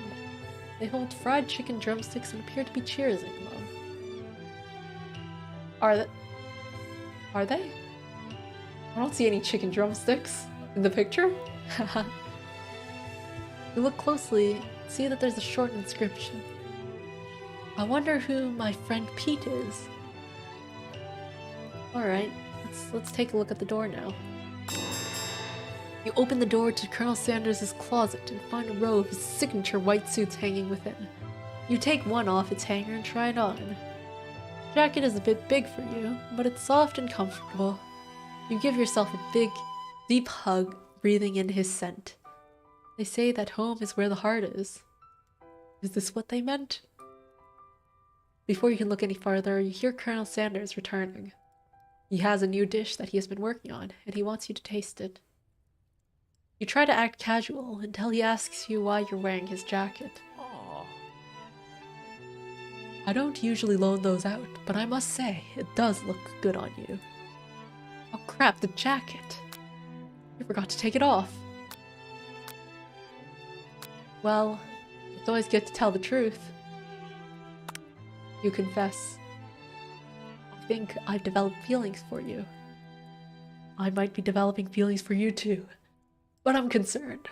I can't let anything get in the way of my dreams. Overwhelmed, you take off the jacket and run for the door. But the thought of leaving Colonel in the midst of such an emotional breakthrough gives you pause. You stop yourself. Colonel? Yes, Ceero? I honestly think this may be the beginning of something wonderful. I think you're right. You should take things slow. You talk late into the night and drift off into a slumber. Dream sequence!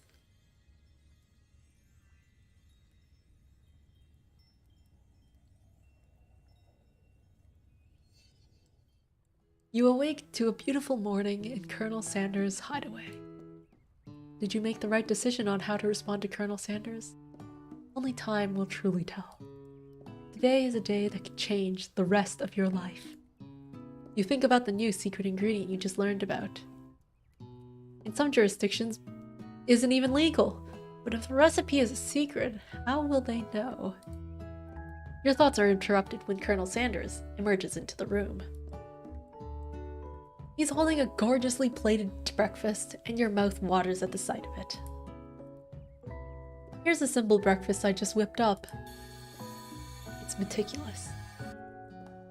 You taste Colonel Sanders' food, and it takes you on a journey.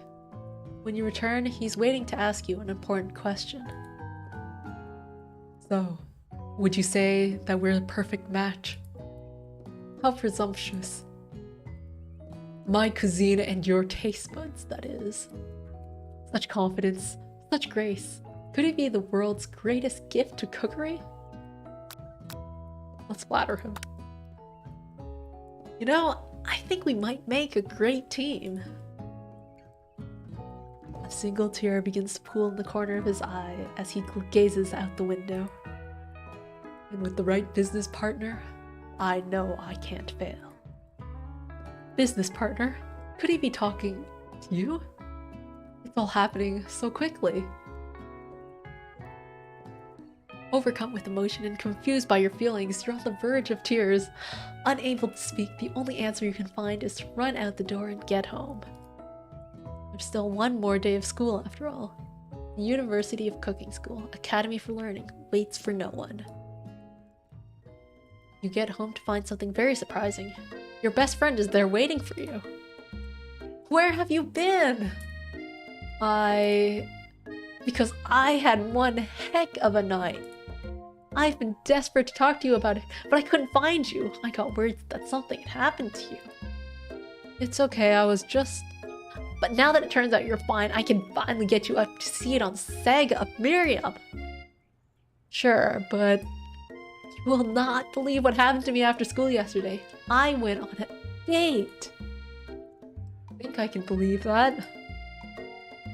Since I'd been partnered up with Clank, he asked me to go out with him. Of course I told him, you better keep your dials turned to polite and respectful. I'm not that kind of girl. But he was just interested in spending some one-on-one time together and getting to know me, so I said, yeah, sure, I can get another little metallic guy. Long story short, he took me skydiving with his friends. Things quickly spiraled out of control. Did she just say skydiving as if that's a typical first date to go on with a talking pressure cooker? And now I'm not really sure where we stand. You don't give Miriam time to tell her whole story, however. Bottling up the details of your own night is just too much to bear. And I went on a date too. Back to Colonel Sanders' house, where I spent the night with him.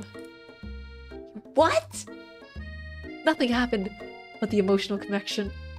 Wowzers.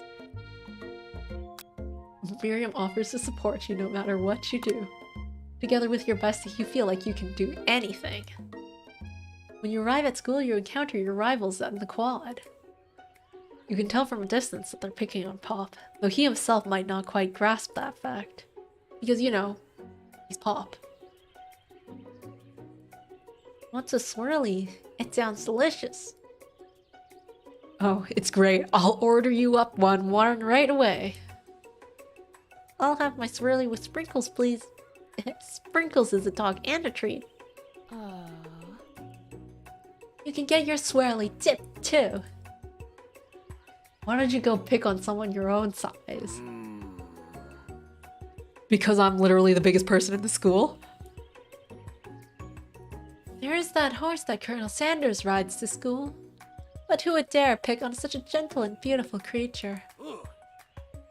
You've got some nerve, Ceero, suggesting that I pick on a defenseless horse. Now you're twisting my words and I won't have it. You clench your fist, but the injury from yesterday's mixer accident makes you wince in pain. Doesn't look like you can go on cooking like that. Might as well just give up. I'll never give up. Ever. Colonel Sanders arrives just as it appears things are close to boiling over. A naturally intuitive person, he senses that something has been going on. Is everyone excited for the final day of school? Ceero, how's that hand feeling? I'm sure you'll be back in fighting form by this afternoon. Aren't you concerned about my hands, Colonel? Yesterday I almost broke a nail winning so hard. Technically, I don't believe a winner was decided, but your presentation was quite impressive. What is he doing complimenting her? But what about the flavor of my delicate, warm, and gooey chocolate sauce? It was clear that you're passionate about how your food is received. That's a lot of words to say was bland. Excuse me, Ceero, I am more than capable enough to speak for myself. Maybe you can tell me more about your thoughts as we walk into class, Colonel. I'm always interested in discussing the fine arts of fine foods. Oh, hello, Sammy. Welcome. We're in the, possibly third act of this visual novel, The Final Day. And I seem to be doing, or I thought I was doing all right with my, Colonel Sanders route, but we shall see. See you inside, Ceero. Annoyed by Colonel Sanders' inability to see Ashley for who you know she really is, you walk across the quad to get some distance. In an attempt to distract yourself from how slighted you feel by that interaction with Ashley, you take out the spellbook you recovered yesterday and start flipping through the pages. Whoa, what's that book? It looks like bad news. It's just something I found lying around. It would appear to be some sort of grimoire, but I don't really believe in that magic stuff. A grimoire? Like a book of spells? I don't know. Who would spend so much time decorating a magic book if it weren't really powerful? I can think of one surefire way to find out. You open to a page covered with arcane warnings. Cast only in case of extreme emergency, it says around the edges of the page. I could use this spell here that says it will erase anyone I choose from all of my memories. If I scrub out Colonel Sanders, it would probably help me focus better on the upcoming final exam. That is way drastic. Could you do something else, like anything else? Not rooted in dark magic? Maybe tie a string around your finger? Okay, fine. It is drastic, but desperate times call for desperate measures. You've got a memory erasing spell sitting right in front of you, and a pretty good excuse to try it out. Let's not cast the forbidden spell. I don't think that's gonna end well no matter what happens. You take your friend's advice and put the book away. It's almost time for class. Sprinkles is already in the room waiting for students to arrive. He clears his voice to make a quick announcement.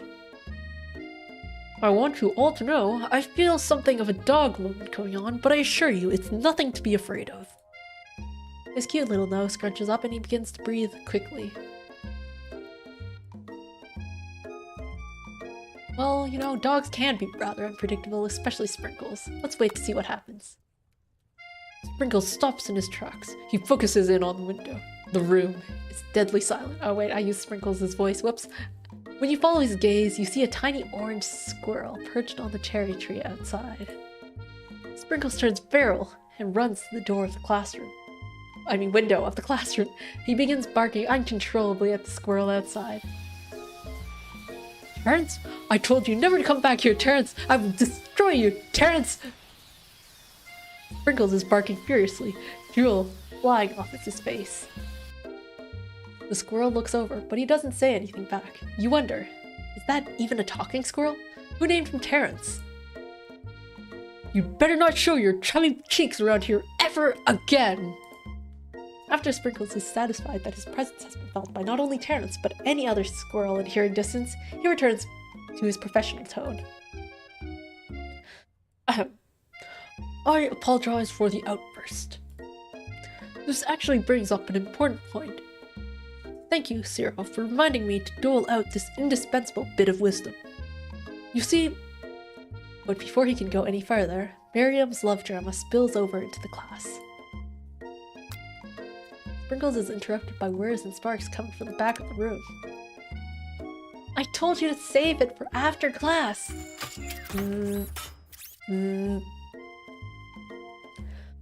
You think I wanted to be thrown from a plane strapped to a stranger? Miriam and Clank appear to be arguing, but you still haven't learned to speak Clank's language of mechanical noises. But no, you had to show off to your cool kid friends Jeff and Joan, J and J forever. Watch us form a triangle in mid-air as we descend. Triangles are the strongest shape, don't you know? Yeah, well that doesn't make it a great date. Then take Jeff and Joan with you. You can all hold hands as you pedal down the mountain or off a cliff for all I care. Beep. Clank begins to shudder. Steam pours out of the gaps in his panels, and then a loud ding stops him in his tracks. Beep. Zzz. No amount of seasoning is gonna make me want to eat that, Clank. Clank burps out a completely deep-fried sneaker. Considering that he himself has wheels, not feet, it's not entirely clear where it came from. In terms of deep-fried footwear, I guess it looks okay. Clank slowly rolls out of the room to be alone with his shoe. Everyone tries to pretend like they didn't see that entire thing go down. Nothing like a loud public breakup to cast a pall over the final day of school. Well, that was unfortunate. But we mustn't be distracted from what lies ahead. The final competition showdown challenge exam trademark. I'm still working on the title, but I think you get it. Test time approaches. See you all in the arena. But before you can think about your upcoming competition, there's a very beautiful soul nearby in need of a pep talk. Hey Miriam, are you okay? Okay? I'm so mad I could smash a tiny mug, spilling several droplets of hot cocoa all over the floor. How could he embarrass me in class like that, in front of everyone? Her tiny cocoa is a delicious treasure, so you know that this breakup is no joke, even if the source of her frustration is such a silly boy. I know that you know this, but I'm gonna say it out loud. You don't need anyone. Me and you, we're gonna cruise through this final test and hit the carpool lane to Success City.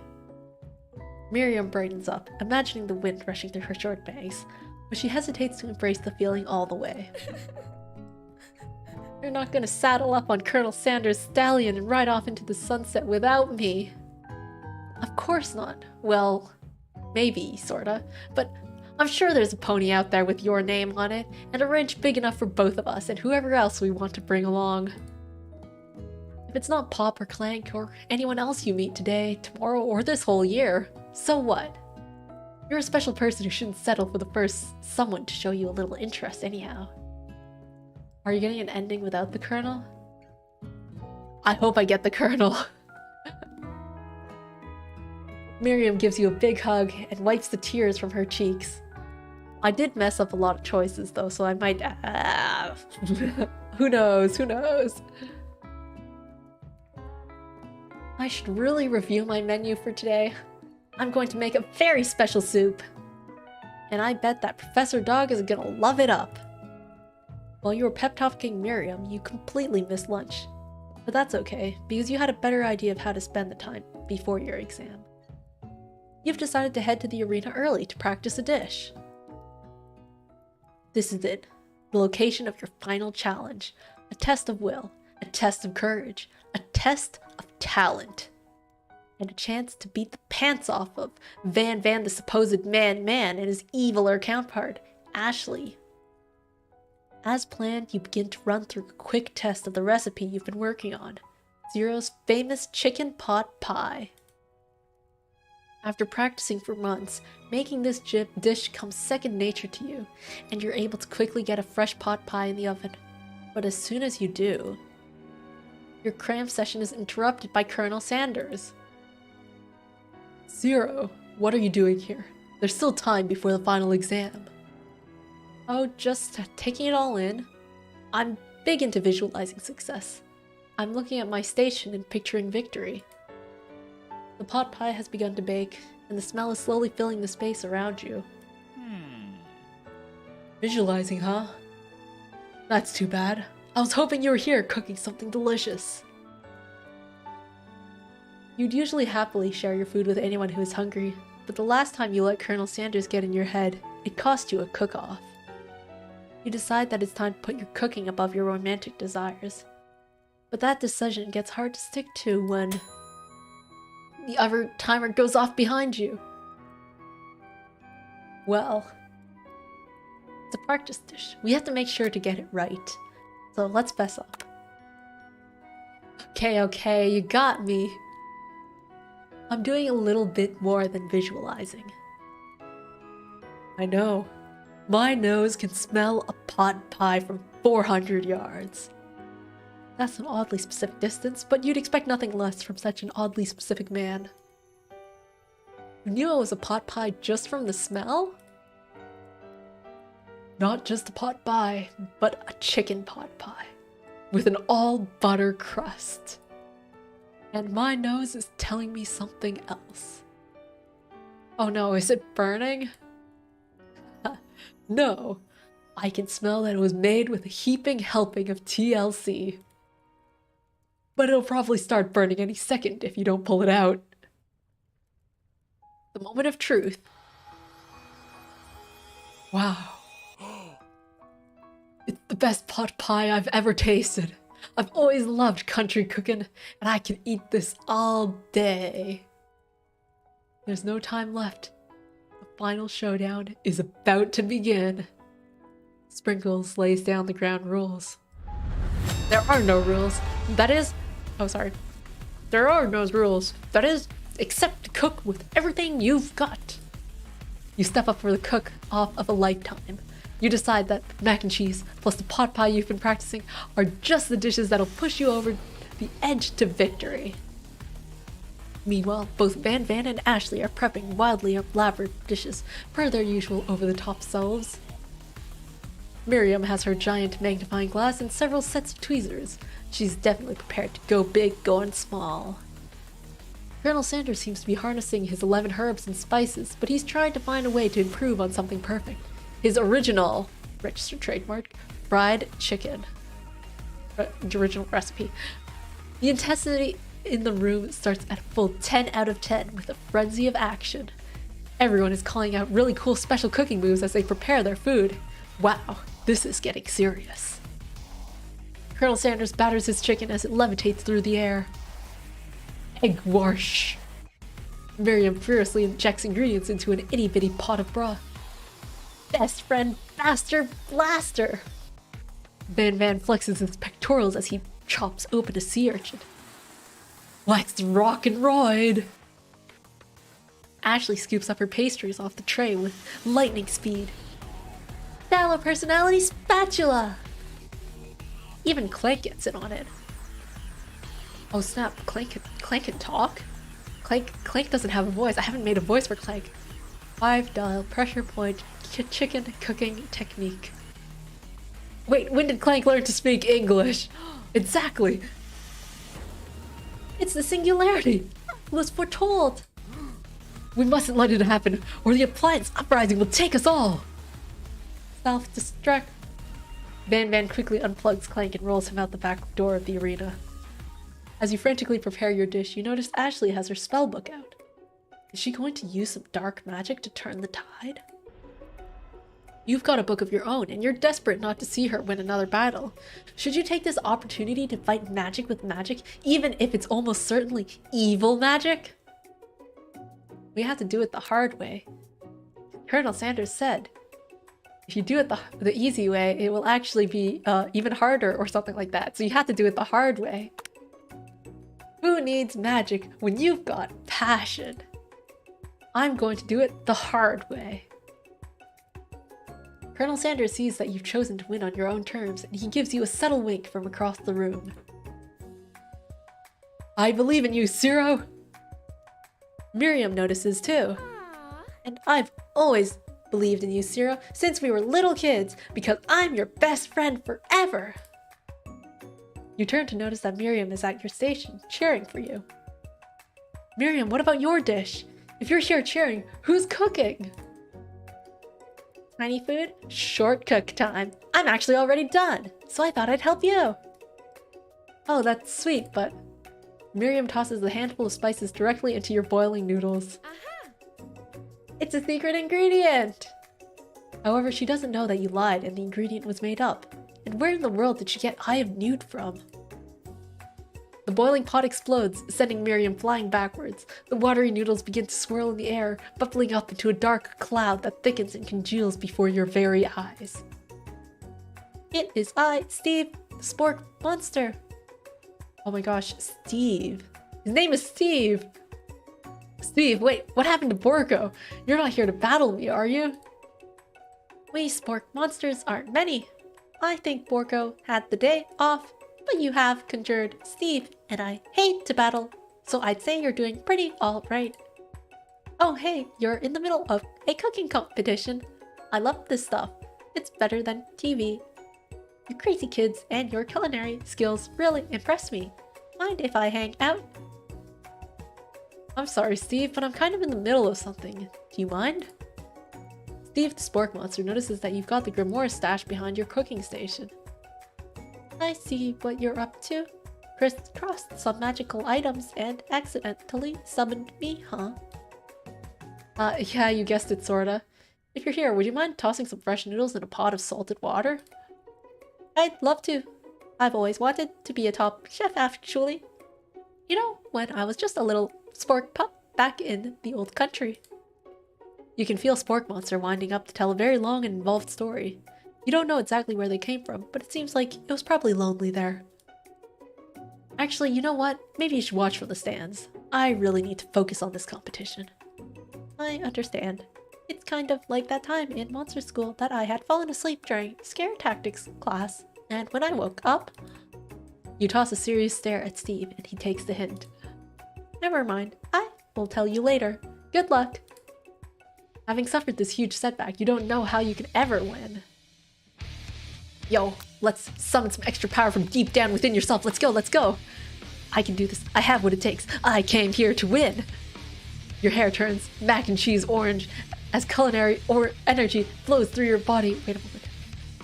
Is it possible for me to change my color? Out of quick curiosity.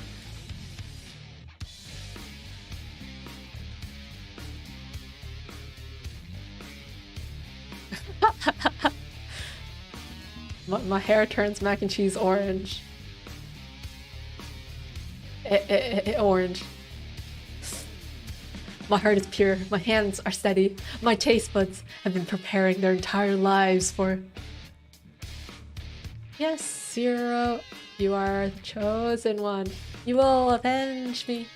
The power you'd been summoning immediately fades back out. Immediately fades back out. You interrupted my inspiring monologue. Sorry. My heart is pure, my hands are steady, my taste buds have been preparing their entire lives for this moment. I will show the world my cookery.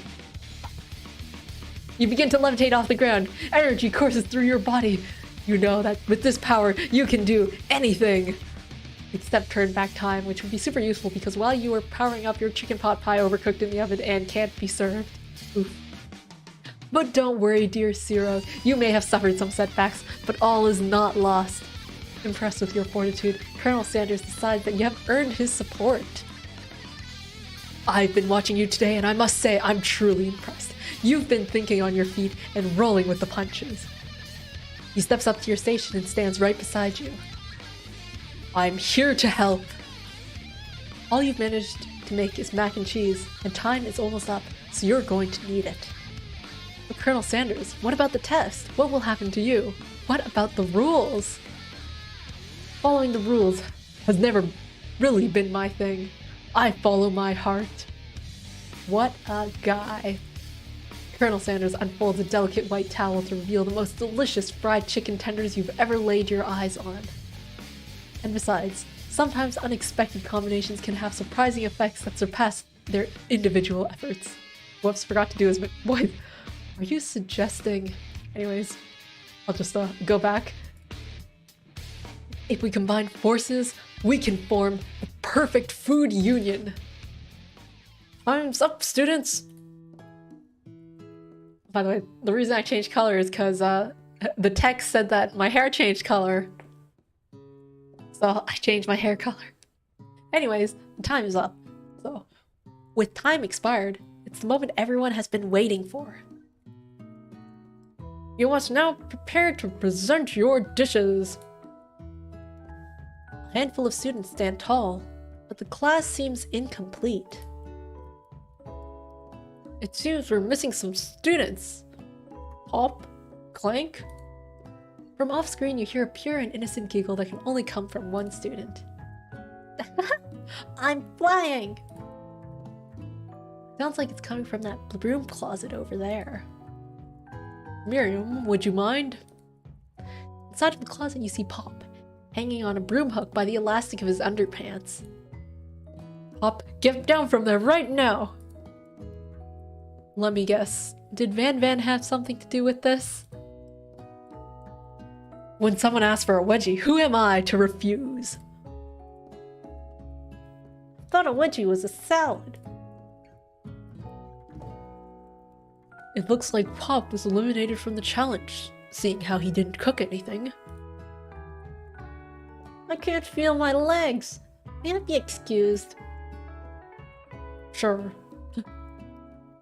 You kids and your pranks. I must say, it's not the worst prank in UCSAL history, but it's not exactly yearbook material. Wait a second. Pranks. Pranks. Clank! Where did that pressure cooker roll off to? You wait to hear a signature word, beep, or other onomatopoeia, but there's none. Somehow he must have gotten unplugged, I guess. I'll have to figure that out later. That leaves only 4 remaining students. Please collect your final projects. Yes, it has been a long semester. Wow, 3 whole days long. But after days of hard work, the time has come for me to eat. Miriam, please step forward. Now, describe your dish. I've made tender udon noodles in a savory soup. My word, it's so delicate. Is that a teeny tiny Naruto maki I spy afloat on this itsy bitsy bowl? Yes, chef. Please, call me Sprinkles. Chef is my father's name. Yes, Sprinkles. And some green tea made from baby tea leaves that I picked myself. Sprinkles carefully sniffs around the dish before opening his mouth and letting just the tip of his pink dog tongue dip into the bowl. Sublime! Would anyone else like a taste? Oh, come on, I'm not one of those dogs who doesn't floss. I even have a really cute electric toothbrush for dogs. Fine, I'll enjoy it all by myself. And in a flash, the entire meal has been devoured. Not that it took much. It was less than a thimble's worth of soup.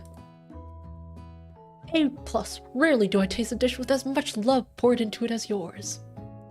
Miriam is overjoyed. She gives you a huge hug. Thank you, Ceero, for helping me to believe in myself. Van, you're up. Now, describe your dish. I made uni over smooth egg custard in an axe-hewn urchin shell topped with caviar. Did you skewer one type of urchin with spines from a second different type of urchin? Yes, Sprinkles! A bit much, don't you think? That's exactly why I did it. A bit much is kind of my brand. Doesn't it look cool? Sprinkles leans in to sniff the uni, but he can't get his nose close enough on account of all the spikes. He begins to paw it erratically, causing the custard to slosh around. Uff, uff. Please be gentle with my cuisine. Finally, Sprinkles goes all in, tongue first, but he can't get past all the needles. He reels back as his tongue is poked and prodded. Ouch. My tongue! The professor appears to be having an allergic reaction to the sting. I can't eat this. It keeps poking my tongue. Hey, Bucky. I'm reading your suggested game. Disqualified. A stunning turn of events. Who would have thought that serving food in a bowl made of needles could make it difficult to eat? Dejected Van does not go gentle into the night. Disqualified? For glamour? You hate it? Actually, I think it's actually pretty good. Well written. Lots of entertaining characters. Good stuff. Thanks for the recommendation. Don't discount the flippity.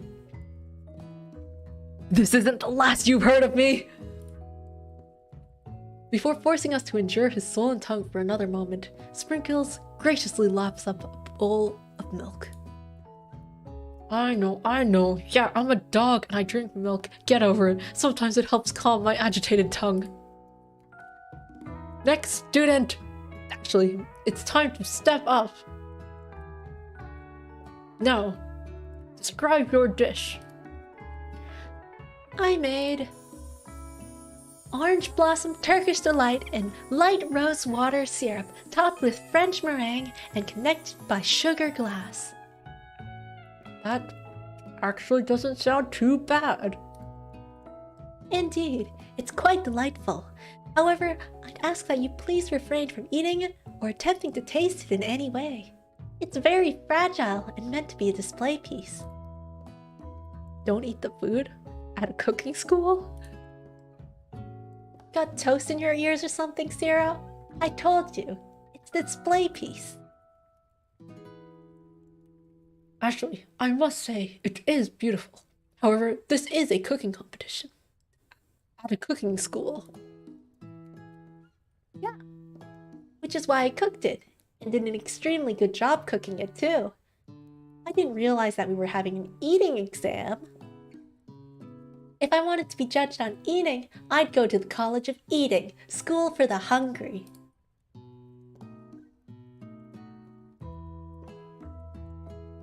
I suppose you could smell it if you absolutely insisted. Don't breathe too hard. You might disrupt the sugar spiral. If the food cannot be eaten, it cannot be judged. You are disqualified. Rage overtakes Ashley and she finally cannot keep her two-faced routine up. You wouldn't know high-end cuisine if it cooked you! And with that, Ashley storms off to rededicate herself to being the best, but this time without being shackled by trying to be fake nice and liked by everyone. This isn't the last you've heard of me, either. If this class gets much smaller, I'll be teaching myself. You and Colonel Sanders, the final cooks, step up together. Two chefs? What began as a bowl of delicious mac and cheese has become something else. He examines it closely, sniffing and eyeing the bowl. Uh-oh, I don't have a good feeling about this. From somewhere in the room, a literal drum roll plays. Just when I thought I've seen everything in this kitchen, you give me this thing, and completely blow me away. In my 49 dog years of life, I have never tasted anything so delicious and perfectly balanced. It's so delicious, in fact, that everyone passes the class. You pass, and you pass, and you get a pass. Everyone gathers around and partakes of the mac and cheese bowl. They all seem to transcend this reality into another dimension. You win! Together, you and Colonel Sanders have made a new menu item.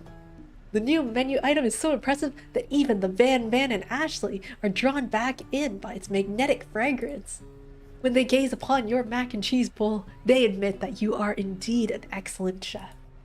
Sprinkles declares that you have passed. Everyone has passed. There were supposed to be more battles, but come on, how could they be better than this one? Now that the school year is complete and everyone has graduated, the students return for one last assignment to get their groove on. The cafeteria has been completely redecorated in order to serve as the site of the school's graduation dance. Compared to the massive high-tech cooking arena, the humble decor seems downright cute and cozy. DJ Duck in the house! You knew that Sprinkles was a master chef, but also a world-renowned turntablist? Who says you can't teach an old dog new tricks? I want mac and cheese now. Maybe not now, but unless you want a late night snack. Van and Ashley tell everyone that they've committed themselves to righting the wrongs they did while they were the villains. For a moment, you actually believe them. Not another haunting. No ghosts allowed at graduation. It's clearly written in the school's bylaws. I was never actually a ghost. It was all a trick to get you to finally notice me. Oh, amusing. And now that everyone is together, it's a spork monster. He has totally mellowed out. Everyone, the spork monster is no more. From here out, I prefer that everyone refer to me by my new name, Party Monster. Student tries to finish what he had to say, but everyone is too wrapped up talking to Party Monster. Dejected student walks off. Maybe things didn't work out for Miriam romantically, but she found the love in her cooking, and you know she's gonna do great. A red carpet rolls out across the floor of the ballroom, like a Hollywood movie premiere. Who could command such an entrance? It's Pop. He has arrived late to the dance, but apparently for good reason. Walking the carpet, you see perched atop his dirty chef's hat. A crown? Welcome back, Pop. I know you weren't able to complete the final exam and accept your diploma, so we had it mailed directly to your father. We figured it was the least we could do for the school's dean. Oh, now I get it. Yeah, you're gonna make out with Colonel Sanders. How do you feel? I'm not sure if we're making out. He said that we would be business partners. And we get a new wing on the school, not to mention the honor of educating the son of Chancellor of such and such. The music at the dance is interrupted by the sound of sparking and electrical hissing. It's Clank, who has arrived late to the dance. Now that I've graduated, I can reveal my truth. Whoa, he's still doing the talking thing. I am Clank, and I am not of this earth. I'm actually from a faraway planet in another dimension. What? I actually feel like I knew it this whole time. Now that I've learned the ways of your kind, I must return. Miriam, will you come with me? I don't know what to say. Besides, no, obviously. I've just begun to learn who I really am. This isn't time for me to devote my life to figuring out who you are, Clank. You're blown away by Miriam's maturity. It's pretty clear that she has managed to surpass you in that regard. I understand, kind of. Humans are weird. A portal opens up and Clank disappears through it. Finally, Colonel Sanders arrives. Alright, here's the moment of truth. The petals have come. The petals have come. Oh my gosh. He took off. He's wearing casual clothes. Howdy, classmates. Just like the first day you met him, he has come prepared to feed the entire class. However, it's not just enough to give them a bucket of chicken. This time, it's a full meal. I wonder if this is canon with the Lifetime movie. I didn't know there was a Lifetime movie. Dang man, Colonel Sanders is ripped. He is the main boy. He is the main guy of this dating sim. He has to be attractive. I didn't get to be the most famous chicken man in the history of chicken and man by not reminding people to go out and buy my chicken. Wait. The end? The end? But there's a question mark. No, it's not the end. Okay. As everyone feasts on their delicious chicken dinner, Colonel Sanders finds you sitting at the edge of the dance floor. Ceero, what are you doing sitting all alone? Oh, you know, just waiting for the right person to ask me to dance. I wonder, might you tell me, what are the qualities that you would expect to find in such a lucky person? Off the top of my head, oh, I don't know. A spicy musk, a tidy goatee, and a degree from the University of Cooking School, Academy for Learning, just to name a few. It truly is my lucky day. Would you dance with me? Yes, I would love to. As you glide across the dance floor, hand in hand with Colonel Sanders, the future stretches out in front of you. And once my 100th franchise is up and running, I'll be ready to take a day off. And I'll be so glad to spend it together with you, Ceero. Yeah, so he's only gonna spend a single day off after his 100th franchise is up and running. I see. How sweet. We'll work together and play together. Colonel Sanders stops dead in his tracks. Work together? Well, I think this is something I'll just need to do by myself. I thought you said that we would be business partners. But who will help you run your restaurants? I don't believe I need help. Besides, based on your time at school here, do you really think running restaurants is the best path forward? I'm getting the not as good end because I did badly in school, isn't it? Is that what's happening? Could it be? You found a love connection but failed to earn Colonel Sanders' respect as a chef. Can you live with only half of him? Will you be able to endure sharing him with his other love, the life of an entrepreneur? I suppose I could enroll at a pastry school. Oh, my dear Ceero, I'm sure that you'll find your place eventually. And along the way, you'll have me by your side. The end.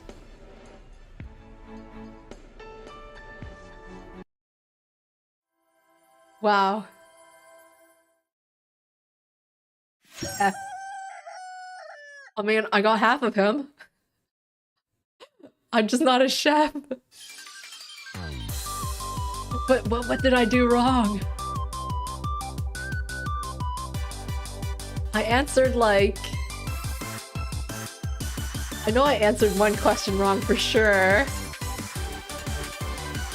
But I suppose that's just how it is. I suppose only a true chef can go and have both halves of him.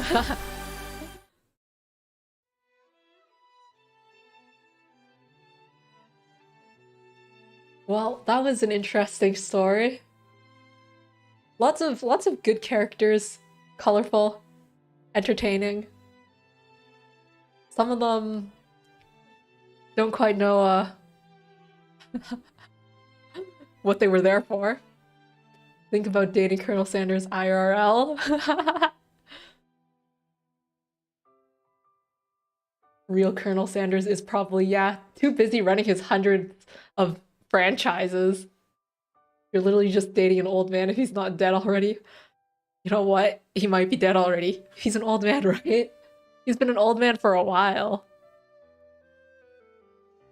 If he's not dead, he's retired by now, right? I don't know how long it's been going.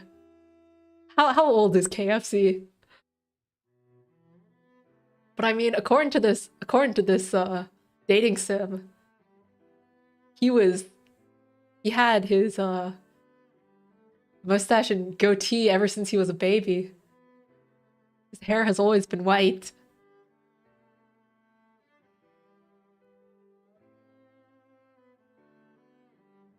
So maybe he's just immortal. He lives as long as the franchise lives on.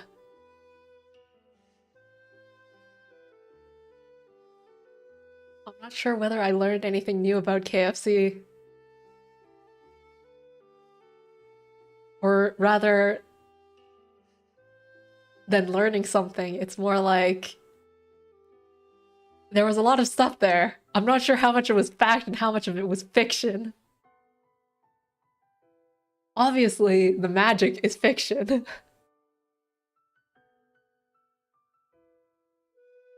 But I'm guessing things like 11 spices? That thing must be true, right?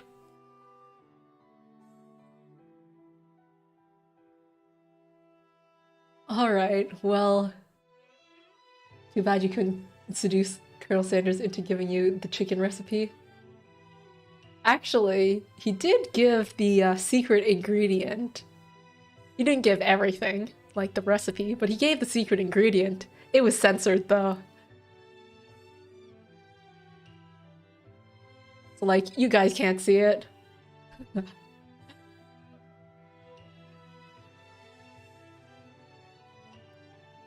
But he gave it really easily. On the first day that I met him, he was like, hey, want to know the secret ingredient? And he gave the secret ingredient.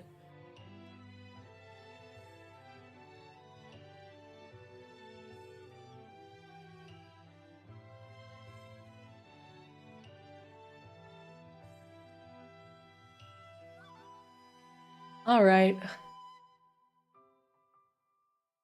I guess that's it for tonight then. So thanks Bucky for the game recommendation, even though you might think that it was terrible based on how you're asking me if I hated it. I think it was good.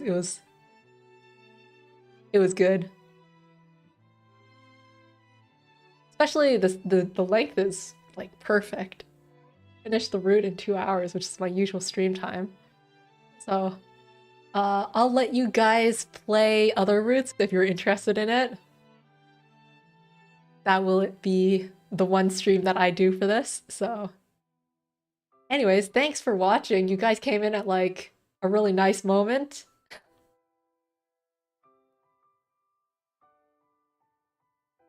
Oh, yeah. Good night. Hopefully I can head up the stream at the beginning to drop a sub. Thank you, thank you! Alright, good night, and see you next week. I stream at the same time every week on Tuesday.